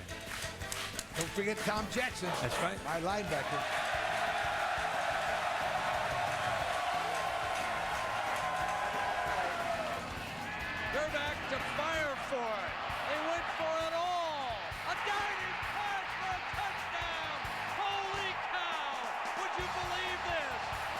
Just one time, you've got to believe in the luck of the Wolverine. Oh, Desmond, such a long time ago. That was sweet, Des. That's what you call looking it in. Let me just say this. There's very few guys that played in our era. Yes, sir. That the uni could look good back then and today. Yeah. But Des pulled it off. Des somehow pulled it off. You know what? Thank you. They didn't have replay back then. Are you sure? You landed it bounds. The contrarian right here. How about the call, though? 4th and inches. Oh, yeah. Man. Throwing the fade. Gary Moeller. Gary Moeller. Let it hang out. Exactly. All right. Well, talking about Madison. Brett Bielema walking in there. Oregon State comes in shorthanded. James Rogers not going to be able to go. Agnew ran wild last week. He lost to Sac State, which had never beaten an FBS team. Now mighty Wisconsin. I don't know. We'll talk more about that. 12 inches of rain in central Pennsylvania this weekend. Still, about 1,000 students camping out from Sunday till Saturday at Paternalville. 2 of the 8 programs in the 800-win club. The only SEC versus Big Ten regular season matchup. You know Chopa revved up in traditional pep rally. Boy, oh boy, if you're a football player and you're a football fan, you gotta love a good old dog fight, right? We're gonna be in one. right? And I'm only feel bad because I got this, pardon me, ladies, this damn cane. I'd like to take this cane and throw it right up through the wall and go out there and put a helmet on and help these guys knock somebody on their head. It's been a great night. It's going to be a great tomorrow. It's going to be a great season. All right? Let's all stick together, go to work, and beat the hell out of Alabama. Even when he retires, I had to bring him back and let him do the pep rally on Friday. Yeah, it's first visit by Alabama to Beaver Stadium since '89, and they studied the acoustics there. So a student section that was already loud and raucous will be louder now as they move more students closer to the field. That'll be a challenge for A.J. McCarron, who's saving his name, the starting quarterback, and he's not going to go with that rotation thing on the road there. Penn State quarterbacks, that's another story. You realize against two SEC defenses last year, they were 43% passing, 1 touchdown, 8 picks. Very good against other schools, and now facing that talented defense for Alabama. You got Matt McGlynn, that little sidearm delivery, not quite as mobile, but makes quicker decisions. Rob Bolden, he's better at eluding the rush, but he's got to be decisive quickly today, and neither quarterback is going to make hay on 3rd and long against Alabama. That's the emphasis. Here's Jopa with Holly Rowe before his 531st game as head coach. Coach Paterno, everybody wants to know what your plan is for your quarterbacks against Alabama. What have you decided so far? Well, I'm going to put a number 14 on, and I'm going to go out there and show them how to play quarterback. Now, we have 2 good quarterbacks, and I'm going to sit down with Jay Paterno, who coaches the quarterbacks, and with the 2 kids today, and just say, hey, look, now, both of you are going to play a lot, because they'll probably split the game right down the middle, and let's go from there. But I don't want to get into where one's a starter, one's not the starter. Last week, Bolden started. I don't know, maybe McGlynn will start. But it's really a good problem. People sometimes think it's a tough problem. It's not it's a good problem, because I really feel comfortable with both kids. Okay, Coach, and for you, I know you're trying to get back on the sidelines. What have you decided? You know, I can do it. The only thing I worry about is if something happens and I got to make a quick move. And then if I get caught, then I'm back that sets me back a couple of weeks. So I probably will be upstairs. Although I feel great this morning. You're looking pretty good, Coach. Thanks for your time. Okay, thanks, Al. Thank you. Chris, back to you. We were down in Tuscaloosa for the meeting last year when Alabama's defense just dominated Rob Bolden. He was not ready for that speed or that environment. They had 283 total yards and didn't score until it was 24-0. The turnovers inside the red zone were important. 2 picks in the red zone, a total of 3 turnovers inside the 30. Still, Jay Paterno told me that even though the numbers are pretty ugly there, they felt like, after looking at the tape, this is a positive spin, that they were moving the ball okay if they could only cut down on the mistakes, and they feel like they're better at running back, better at offensive line, better at quarterback than a year ago. But Alabama's defense might be better than last year as well. I mean, how deep is Alabama? Todd McShay says that 8 of the Tide's defensive starters, 8 out of 11, are among the 150 top prospects for the draft. Maybe not mega stars, but a ton of depth there. Now, Todd's going to join Urban Meyer in the tape room to put the spotlight on that Alabama defense, a challenge that Urban faced up close in recent years.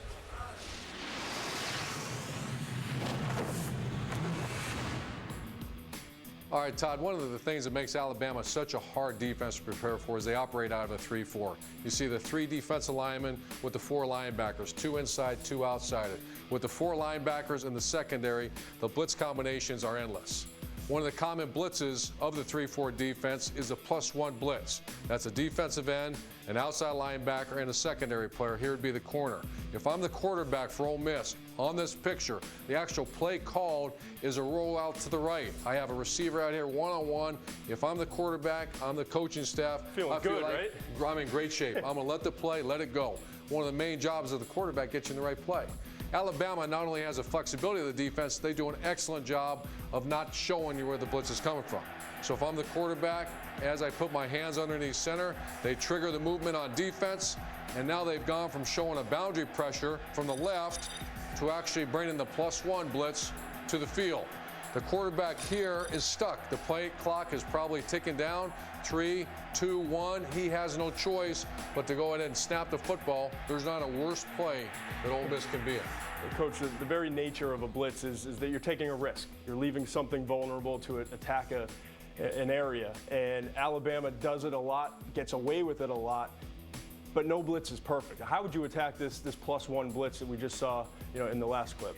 Well, you saw Ole Miss had the worst possible play you could possibly have. Right. Off-tackle power would be a great way, and Tennessee has that called. The vulnerability of the +1 blitz is this. A strong safety is going to come up. He's going to blitz off the outside. He's got to squeeze the C gap. The outside linebacker has to get into the B gap, and the defensive tackle has to get in the A gap. You have to be gap sound in the pressure.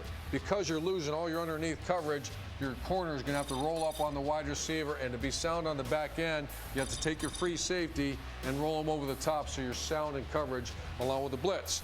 As you can see here, the fullback for Tennessee does a fantastic job of not allowing the outside linebacker to get to the B gap. As a result, you can see the B gap's wide open. And remember, I told you a second ago, the free safety was heading over to get over the top of the corner to double the wide receiver to be sound in coverage. Gain, you've got a 59-yard touchdown. That's the vulnerability. People say, why don't you just run that blitz all the time? It's a very high-risk, high-reward blitz. You can cause minus yardage plays, cause pressure on a quarterback, but when you ever take the free safety out of center field, it gets to the second level. It's a touchdown. Good stuff there. Thanks, fellas. Meanwhile, Penn State can blitz too. Oh, Scrapple brings some pressure. And A.J. McCarron against Kent State. In the blitz, he was 2 of 10 with 2 picks. When they didn't blitz him, 12 of 13. So he's replacing, along with Phillip Sims, although we expect McCarron to get the start and go most of the way, if not all of the way. Replacing a quarterback in Greg McElroy, Kirk, who was a 71% passer and only threw 5 picks all of last year. They combined for 4 in the opener. And now they're on the road. That's important to take that in, because I think everybody just assumes it's Penn State and it's Alabama. Alabama's going to kill Penn State. I think you could be wrong. I think Alabama's going to win this game, but on the road in Happy Valley with a hostile environment, with inexperienced quarterbacks, if you're conservative with your play calling and you run Trent Richardson and then rely on the running game, you get into 3rd and long, you're in trouble. So look for Jim McElwain from Alabama to put A.J. McCarron in some play-action passes on 1st and 10. Look for some big plays downfield. They've got to do something to take away the pressure that Penn State's going to put on them defensively. Penn State's going to hang around because of the environment, but eventually Alabama, their defense, just too good. Penn State over-under first downs, I don't know, 8 or 9. They're not going to get a lot of first downs today. Wow, you're not buying Jay Paterno's spin. The spin about how, I'm not seeing that. Not sipping that Kool-Aid. No, I'm not feeling that. Well, the Tide, they're tremendous against the run. They stuff the run, Then they get you in 3rd and long, and it's all over. They force turnovers. I think Alabama wins this game in a low-scoring game. Low scoring, that's the secret. Alabama by a touchdown. Alabama will win this game, there's no doubt about that. But I think for Penn State to keep it close, they must go to their quick game. Screens, draws, things of that nature. Bubble screens. Get the ball out of your quarterback's hands as fast as possible into the hands of your playmakers to slow that defense down some. It's a big test for Silas Redd, who is quicker than Evan Oyster. Beacham's a physical back. They like their 2 fullbacks, but if you're going to try to make a living running the ball against Alabama, you got to have balance. Not going to happen. If you don't run a spread, you have to have balance of some sort. You have to have a passing game to take the pressure off when you go against Alabama. And for Bama's passing game, you've been waiting to see how they're going to replace Julio Jones. Deron Carter's a guy that the Tide fans have been waiting to kind of see on the field. He is not with the team at this point. They're still awaiting a transcript from his junior college. It's an eligibility issue. If they can get it sorted out on a Saturday, they're going to fly him up there. He could kickoffs in 4 hours. That means DeAndre White's got to they're going to try to do it. The freshman DeAndre White's got to step up. Give him that vertical receiver. Nick's got a plane. Get him up there quick. Right. No problem. He'll be there for the second half. That's enough. Well, we're closing in on kickoff. 33 minutes to go in Madison. They don't boo Madison as much as they did the Spartans. Russell Wilson, boy, we've been waiting to see all summer how he would look. Excellent in the opener. Yeah, Russell Wilson, one of the most impressive beginnings last week for new quarterbacks, of course, being at NC State all those years. And one of the things we're not used to seeing is an athletic quarterback who can throw. We're used to seeing great backs, and James White and Monte Ball give them that combination in the backfield. White, of course, last year had a big year as a freshman. Ball came on late last year and did a great job. Yeah, the physical running game will really test Oregon State. I mean, Sacramento State. exposed Oregon State a little bit. And Desmond, you've been talking about, the passing game there. Toon looms large because Tolzien was an efficient guy, but now Russell Wilson can get the ball there much faster and much more downfield than Tolzien could. Yeah, he's going to be able to because he has the running game. Now, it's going to suck the safeties up. People are not going to be able to play all those guys in the box, and I think this is going to free up Nick Toon. I think he's going to have a big year. Watch out for Nick Toon. He's healthy now. Exactly. He's explosive. He's looking good. Yeah. Again, James Rogers out. Agnew also out. With all the pressure on Mark Richt and the Dogs, we'll give you a blueprint for how they can beat South Carolina and take a bit of heat off their head coach. We'll also hear from the HBC of the Gamecocks coming up. And, of course, countdown to the headgear selections. Plenty of analysis on the Fighting Irish and the Wolverines.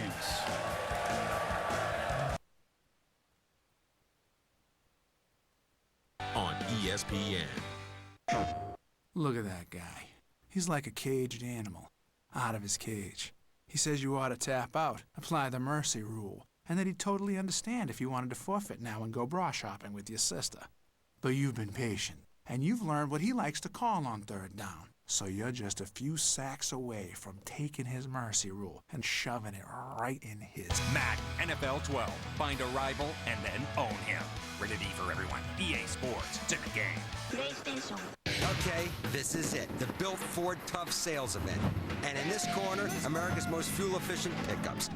Featuring F-150 with exclusive EcoBoost technology that delivers the power and MPGs the so-called contenders can't.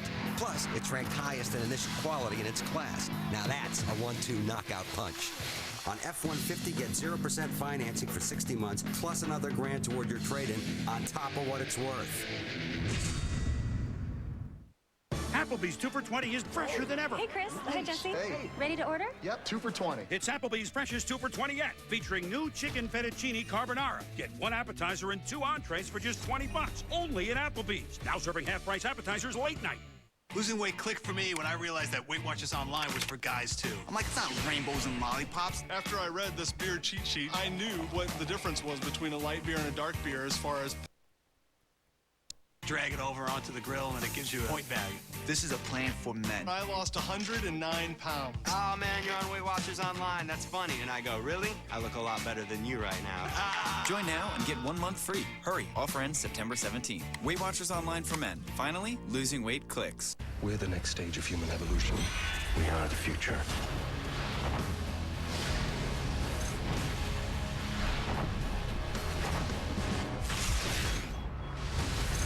X-Men First Class.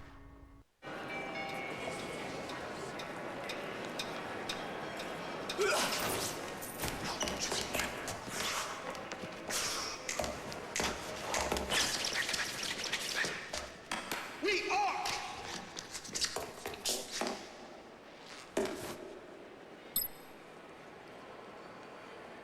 Got it. Don't be the last to know. Get it faster with 4G. It's the network of possibilities. AT&T. At Cheez-It, we expect a lot from our cheese. What are you doing? Studying. Studying? Quantum physics. That's not mine. I don't know where that came from. Oh, is that a check? That's not a good check, is it? What do you think? It's a bad check. We take the time for our cheese to mature before we bake it into every delicious cracker. Because at Cheez-It, real cheese matters. The Cheez-It Real Fan Cam is brought to you by Cheez-It. Because at Cheez-It, real cheese and real fans matter.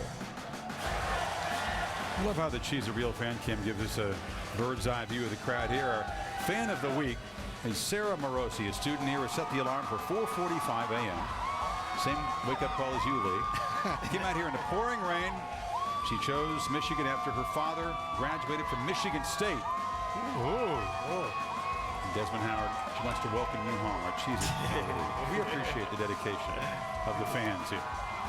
Well, the fans in Georgia maybe not in quite as good a mood as the folks are here, at least at the start of the game. But again, a big opportunity if they can tackle old Marcus Lattimore of South Carolina without the linebacker Alec Ogletree, who's out for this game with a broken foot. And then they got to stop Stephen Garcia, who came off the bench when the Gamecocks were down 17-0 in the opener. 8 drives, 6 touchdowns, ran for a couple touchdowns and protected the ball. They deal with Kellen Moore and all that underneath stuff against Boise State. Now the Dogs better worry about Alshon Jeffrey and the threat downfield. Spurrier, of course, has a running feud with Georgia going back to his playing days as a Gator. It got escalated when he was a head coach. He used to love to poke the Dogs in the eye there between the hedges here. And it hasn't lessened now that he's in South Carolina. He was giving a little grief to the defensive coordinator, Todd Grantham, and his NFL background. Well, I couldn't stop that zone read there. So it's a bad blood game there. It's a brief Spurrier impression. Joe Shad tracked down the real thing. All right, Coach Spurrier, how would you describe your quarterback situation entering this Georgia game? Well, Steven's our quarterback. Everybody knows that. We had some competition in preseason, and Connor Shaw actually statistically was a lot better than Steven, so we started him last week. Steven, they each played a quarter. Steven played a little bit better and sort of finished the game. So he's back in the box as a starting quarterback. Southeastern Conference opener for both teams. How would you describe the significance of this ball game? Yeah, it's an important game. We all know that, but it's not everything. It reminds me a little bit in the 90s when we played Tennessee, almost first game or second game of conference schedule. And, of course, when they had Peyton Manning, we were fortunate to beat them, and that was the only one they'd usually lose, so it was extremely important back then. But I remember one year we lost to them and still won the division, and one year we beat them and we lost the division. So it's not the end of the world for either team, but certainly whoever wins games is a little bit better shape. South Carolina won this ball game last year behind Marcus Lattimore with 37 carries. Chris, back to you. A little wisdom of Spurrier. Not the end of the world in South Carolina. It might be an old Athens if they go to 0-2. Speaking of old Peyton Manning, we did beat him every single time. He was Memory lane for Steve. You gotta love Spurrier. What about his defense? I like his defense. You know, all the talk about South Carolina's offense, I want to focus on their defense. In particular, a very versatile player named Melvin Ingram. And this kid is 6'2", 270 pounds. He's lined up at the defensive end position. Watch this. He runs an inside stunt, reads the play, tracks it from behind, goes and make a tackle on the quarterback. Now, this next play, he's lined up at the defensive tackle position. This spin move would make any choreographer very happy. The guard whiffs, he flushes out the quarterback and allows his teammates to register the sack. Now, in this last play, this is probably my favorite Melvin Ingram play so far. He lines up as a hybrid linebacker, defensive tackle, runs an outside stunt, reads the quarterback's eyes, nice soft hands, picks off the ball, carries it like a loaf of bread with a little bit of swag. I'm telling you, Kirk, I like this defense. Aaron Murray and the Bulldogs better watch out for that front seven of the Gamecocks. Yeah, the secondary didn't play as well as I think a lot of us anticipated against the Pirates last week, so they're kind of looking for a bounce-back week. But you're right, the athletic ability is amazing. But the story last week, to me, if you watched that South Carolina game, was all the talk about Connor Shaw getting the start. He played well at times last year when he had his chances, but this year getting off to a slow start, so they did eventually get the ball to Stephen Garcia, and Stephen Garcia did not look back. And looking back at the game, I thought the timing and what he was able to do with Alshon Jeffrey was really a big key. And let's take a look back at the game, kind of a closer look at Garcia in the year, the quarterback, brought to you by Degree Men. And you'll see the timing between he and maybe the most talented receiver in the country, good size on the outside, Alshon Jeffrey. Look at the timing here. He barely gets his foot down, but it's kind of got the offense going and got him into rhythm. This is the thing that people underestimate. He's got enough athletic ability that if you spend too much time thinking about Marcus Lattimore, 21, he can pull it out on the zone read. And here, showing some quickness to be able to accelerate upfield and score a touchdown. Again, creating momentum for this offense. And then when things break down, he gets a block there by Lattimore into the end zone for a touchdown. The complement of Marcus Lattimore in the backfield, Alshon Jeffrey on the outside is very, very important to Garcia, not just today, but for the entire season. Chris talked about this, but 8 drives versus Shaw having 5. Look at the touchdowns in that second column. 0 for Shaw, 6 for Garcia. Is there any question what direction that Steve Spurrier is going now with with Steven Garcia. But to me, against a very athletic Georgia defense, you look at the way Georgia played defensively against Boise, that was a good offense they went up against. And it was more of Kellen Moore picking them apart than really Doug Martin. So they're going to try to come after Lattimore. And I think it's going to be very important that, again, we see Garcia with that rhythm and finding Jeffrey and company. Well, Georgia needs to do the following things and do them very well if they're going to upset South Carolina. They can beat South Carolina, but they got to do the following things. Offensive line needs to get space for running back Isaiah Crowell. Number one, that guy can run. Oh, Mike Martin. Oh. I think we rolled the Michigan film here. We'll get to this. That's all right. I'll get him next week. Now, are we on Georgia, South Carolina? You're good. You're killing them.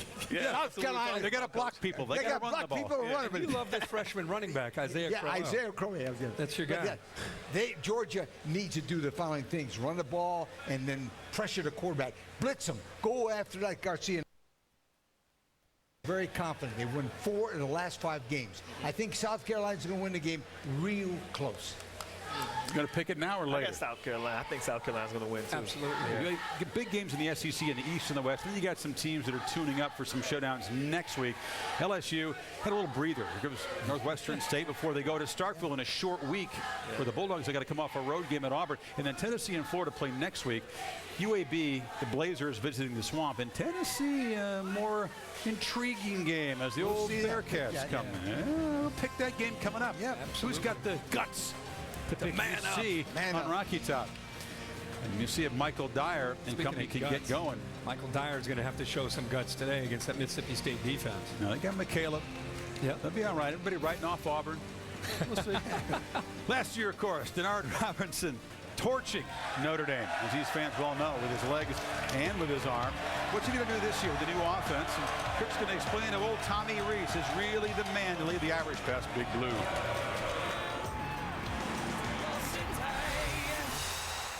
Survival's all about staying power.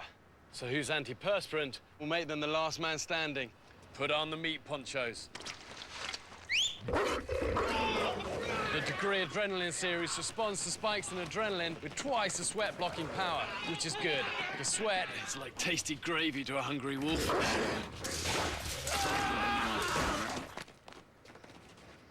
Looks dry to me. Looks dry to me too, Bear. Try the long-lasting Degree Adrenaline series. Let's see if we can get one past the defense. Hut, go! Here it comes. Where are the numbers? Boom! Get it, spin! Oh, nice hands! Check them. Oh, good job, man.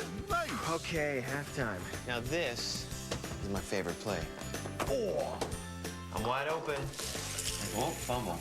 Don't want to fumble any of these. Share what you love with who you love. Kellogg's Frosted Flakes. Is up.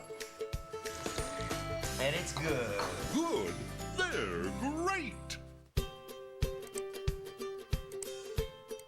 Whatever your pregame moments are, share them with who you love.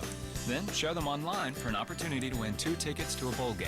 Enter now at ESPN.com/frostedflakes.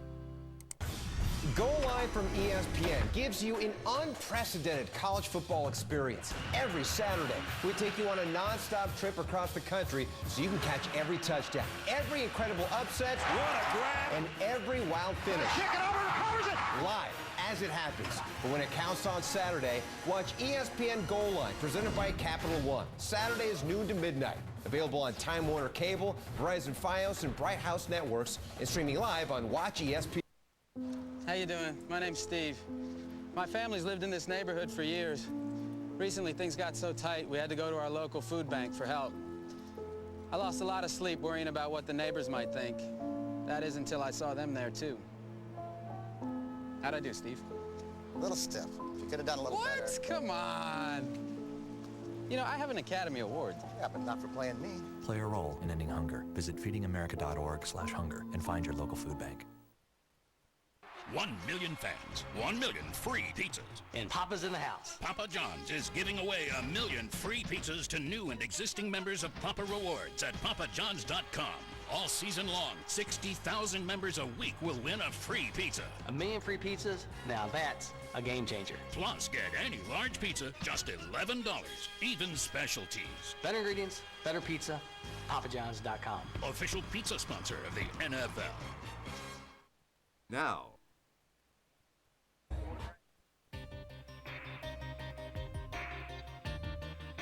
It's Michigan versus Notre Dame, and I think that says it all. That's probably one of the biggest rivals in the nation, and Notre Dame is a great school, and it's gonna be crazy. It's a gauge. I think this game has always been an early gauge to where you're at as a football team. It's a way for us to measure where we are after a disappointing loss, and the way our kids bounce back, the way our kids go and compete. It's an important game from that standpoint. Something that you can't put into words. You got to be in it to feel it, the rivalry. Absolute thrillers the last couple of years. Last year, second quarter, Denard Robinson takes off. Is it good to have a quarterback who can go 87 to the house? Yeah. Michigan led by a couple of touchdowns, but Notre Dame would rally. Under 4 minutes to go, Dane Christ. Oh, Kyle Rudolph, 95 for a tight end. Of course, he's not there today. Notre Dame took lead, but in the final 30 seconds, Denard punches it in from 2 yards out. 258 rushing, and they win.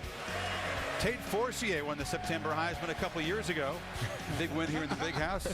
So again, they're trying to beat Notre Dame 3 straight years, something they have not done since 1908. We talked about the quarterback change for Brian Kelly. Reese in his 5th start, if you think about it, now it's the big house added to a list that includes Notre Dame Stadium, the Coliseum, and Yankee Stadium. So he started in some big places. Now he makes history as the road quarterback in the first ever night kickoff here. On the Michigan side, of course, all about Denard Robinson. In the last couple years, 2010 and the opener, he has 58 runs of 10-plus yards. That's more than LaMichael James by a mile and everybody else in college football. Last year, with the spread under Rich Rod, he averaged 18 design runs a game. Only 8 in the opener, but that was when they only had 39 snaps because they played less than 3 quarters before the bad weather came in. So what does the Michigan offense retool this year have in store for Robinson tonight? All eager to find out. Oh my goodness, man. Denard Robinson is like a creative player on NCAA. He's like a running back who can throw the football. I hate to be a defensive coach if I was going against Denard. Robinson finds a crease. Touchdown! Denard Robinson does not disappoint. That guy just sprints north and south, east and west, and he doesn't get tired. The minute you think you've got him captured, you know, there he goes. Whoop, there he goes. Well, I never had the opportunity of tackling Michael Vick, but I'm sure that he would probably be very, very similar to him. Nice cutback. There he goes. Touchdown. Thankfully, we don't play. Irish are worried about tonight. This is not striking the pose, but a beautiful still shot. That's last year's victory over Notre Dame. Desmond, of course, you made that thing famous. Are you going to strike the pose today? These fans have been yelling for it for 3 hours. Everywhere you go, they ask for the pose. Maybe this is the time. Maybe. I don't know, Chris. Stay tuned. Maybe tonight. But, you know, there's no doubt about it. Denard Robinson is what we call gifted. This kid was one of the best leading rushers in all of college football last year. Averaged 130 yards per game and almost 20 yards per carry. But now they have a new wrinkle in the offense. Let me show you exactly what they're doing to try to help this young man out and protect him. As you see in the backfield, you have a running back. So now he has one blocker. But the new wrinkle is they're pulling the backside guard. It's like a power run for the quarterback. So now he's a little more protected. We're used to seeing Shoelace out there all by himself making people miss on the perimeter. Now the read option. At this point, 97, the defensive end should stay outside, but 47 should collapse the hole. Because he's worried about Shoelace on the edges, he hesitates, leaves a big gaping hole for the running back to go through. A little bit more speed, and the marching band would have been playing. But those are some new wrinkles that I've seen in their offense thus far, and I expect to see tonight. So watch out for that power quarterback run with the front of them. You got to believe they got a few more wrinkles they haven't unveiled against Western. But the defense. Oh, the defense. The theory is to stuff the run and then eliminate the bad plays and there's long plays with the linebackers and backs flowing. They do it with a variety of different packages of defense. You watch him here. Defensive line is led by all Big Ten defensive tackle Mike Martin. He's 6'2", 299, and he stuffs the run. Linebacker Brandon Heron was the Big Ten Player of the Week. He scored 2 touchdowns for him. Watch him throw the ball. Watch. Boom! Right there. And then was a lot impact play of the week. But watch this play. He's an excellent tackler in the secondary. Watch it coming up right here. boom, boom. He got him down. This year's Michigan defense must contain the Irish athletes. They don't want a shootout. They don't want to shoot it. The shootout, Notre Dame wins. And they're used to shootouts. That's what they're accustomed to now. But they bring in Greg Madison. They bring in Brady Hoke, two defensive guys to really shore up. And when you watched last week against Western Michigan, the thing they struggled with the first possession, they didn't blitz. They struggled. But once you started to break it down, they're going to have to out-scheme people like Greg Madison did at the Baltimore Ravens. You see this right here. This is a very tough. You see 3-by-3 on each side. The nose tackle in a zone blitz. Come up right in the spot. So this is what you're going to have to see more of. When you're a pro coach, you know protections. You see the back they were ready for that one. They knew that was coming. It's like you guys rehearsed that. They were well schooled. They were very well schooled. But watch them again come up from the safety spot. This is delayed blitz. And if you can hold your water and come up, then you can get the patience, and you can get the gap, and you can get the So it's going to have to be about out-scheming it. But here's what it opens it up to. It opens up to Michael Floyd on the outside to one-on-one coverage. And that dude is a monster. So can the corners hold up on the outside when you bring pressure? Yeah, that's the big key. They're going to have to take chances because they don't yet have the difference makers. Eventually, recruiting. And for Notre Dame, it's been talked about all week this week about the quarterback situation. Dane Chris was announced the starter. Tommy Rees came in the second half and did a very good job to try to give Notre Dame a chance to be able to be competitive in the game.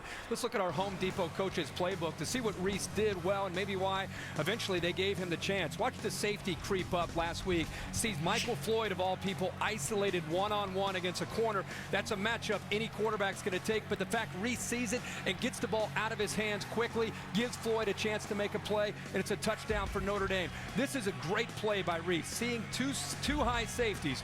The middle of the field is the weakness of this defense.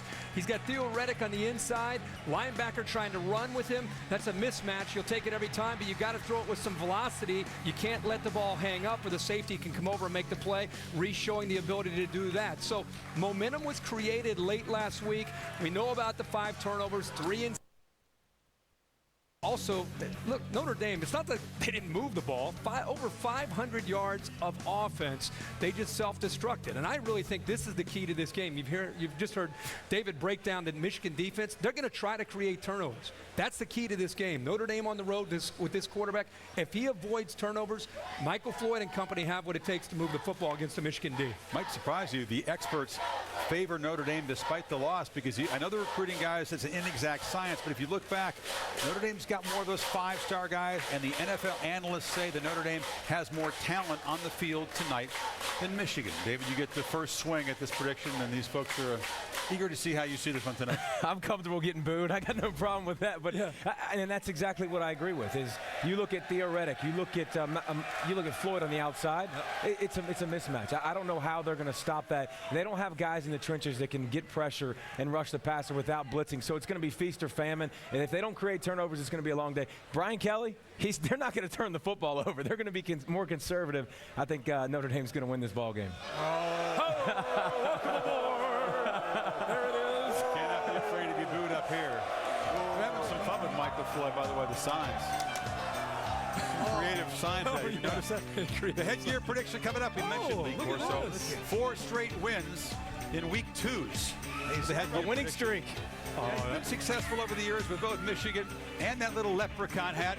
And look, the Howard family here. A couple of former great holding some future Wolverine playmakers here. Headgear Saturday selections coming up from Ann Arbor. Fellas. Look down. It's high time to make our floor look better and feel softer. How about we start with the guaranteed low price on the carpet, the pad, and installation. Let's get peace of mind for a lifetime. It all adds up to better carpet at a better price and a great looking room transformed. More saving, more doing. That's the power of the Home Depot. Get 12-month special financing on carpet purchases when you use your Home Depot credit card. 16 mascots. 1 winner. View their epic tales of courage, honor, and fur, and vote for your favorite mascot at CapitalOneBowl.com. Hey, come on! on, guy. That foot must go. But that one, Super A+, bro, guy. Like barefoot, only better. Minimus from New Balance. Let's make excellent happen. If it's time for tailgating,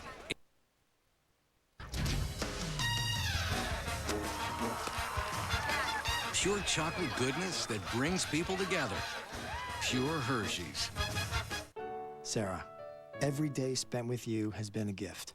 So here's a gift for our new life together. With over 165 years of experience, New York Life can help ensure your loved ones are always taken care of. It's the most selfless gift you can give. The mac and cheese Big Daddy Patty Melt. And you thought just the name was a mouthful. The new Let's Get Cheesy menu, starting at $4.99, only at Denny's. I am a Jedi, like my father before me.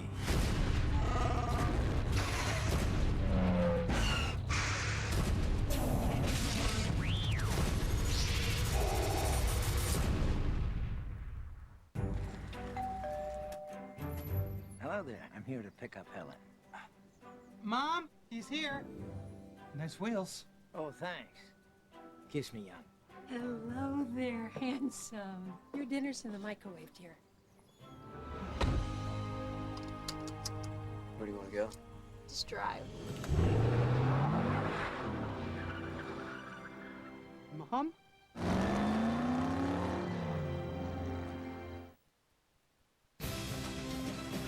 College Game Day is built by the Home Depot. More saving, more doing. That's the power of the Home Depot. And in part by the Capital One Mascot Challenge. Vote for your favorite mascot at CapitalOneBowl.com. On again, off again rain today. Just a late sprinkle. We hope it'll stay dry for the historic night game. Our aerial coverage provided by Goodyear. We thank the blimp for flying. But the game tonight's on ESPN.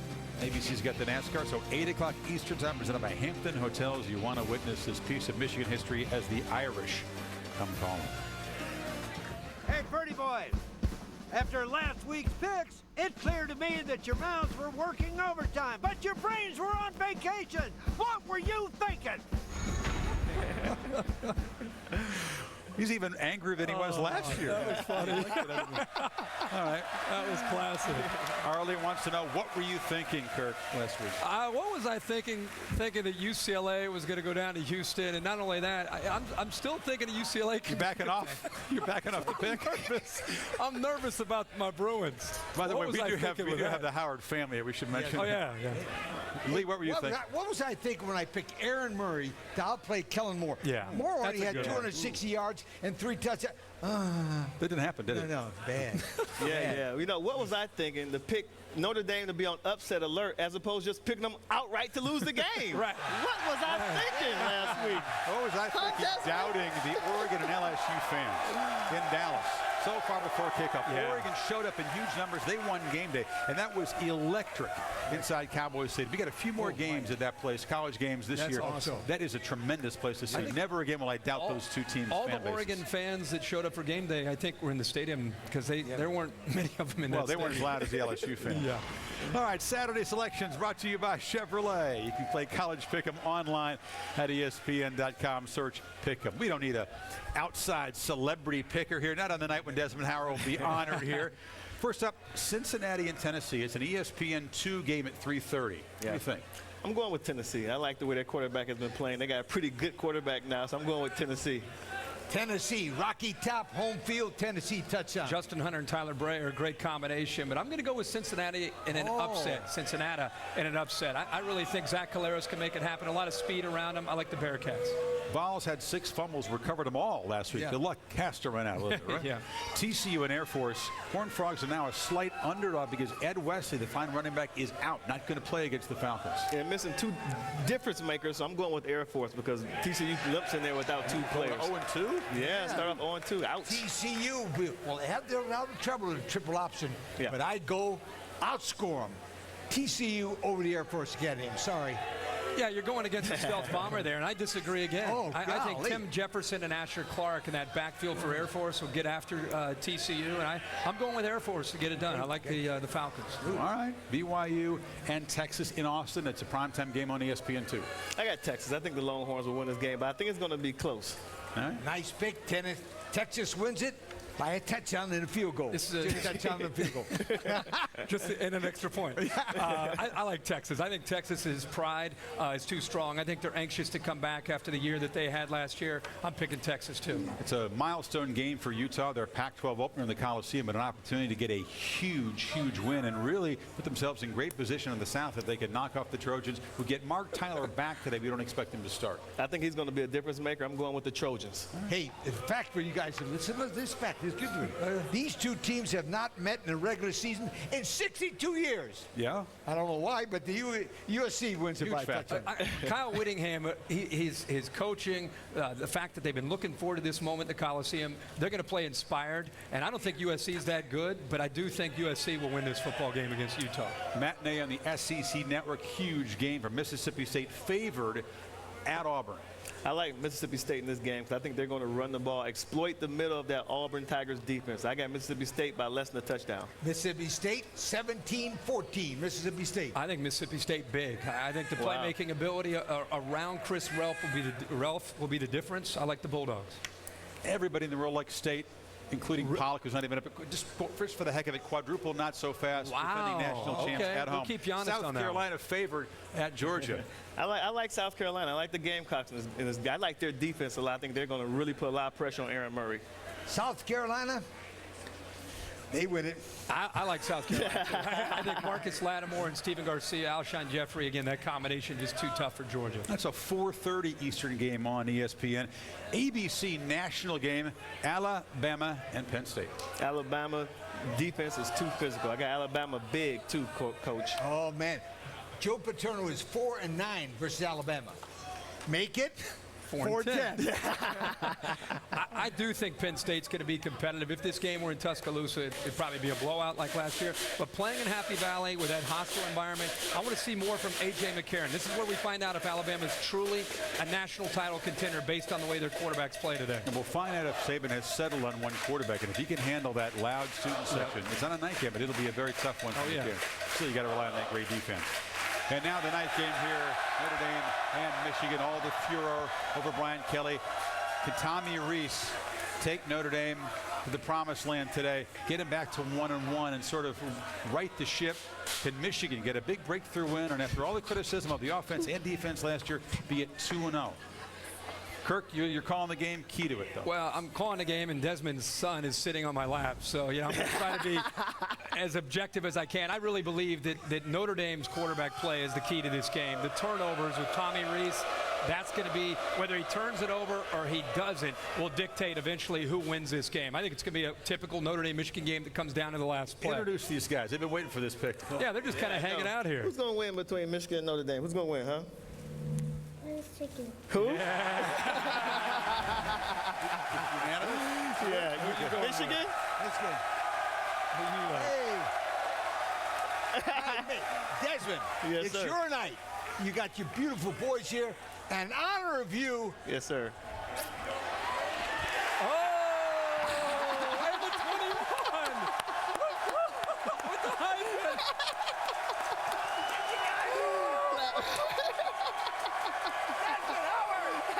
There's a lot of people liking the Dogs here in Ann Arbor. It'll be fun. Prime time on ESPN from the big house for 115,000. Madison will be plenty loud as the Badgers get set to take on Oregon State coming up right now on ESPN. Fellas, thanks for being here.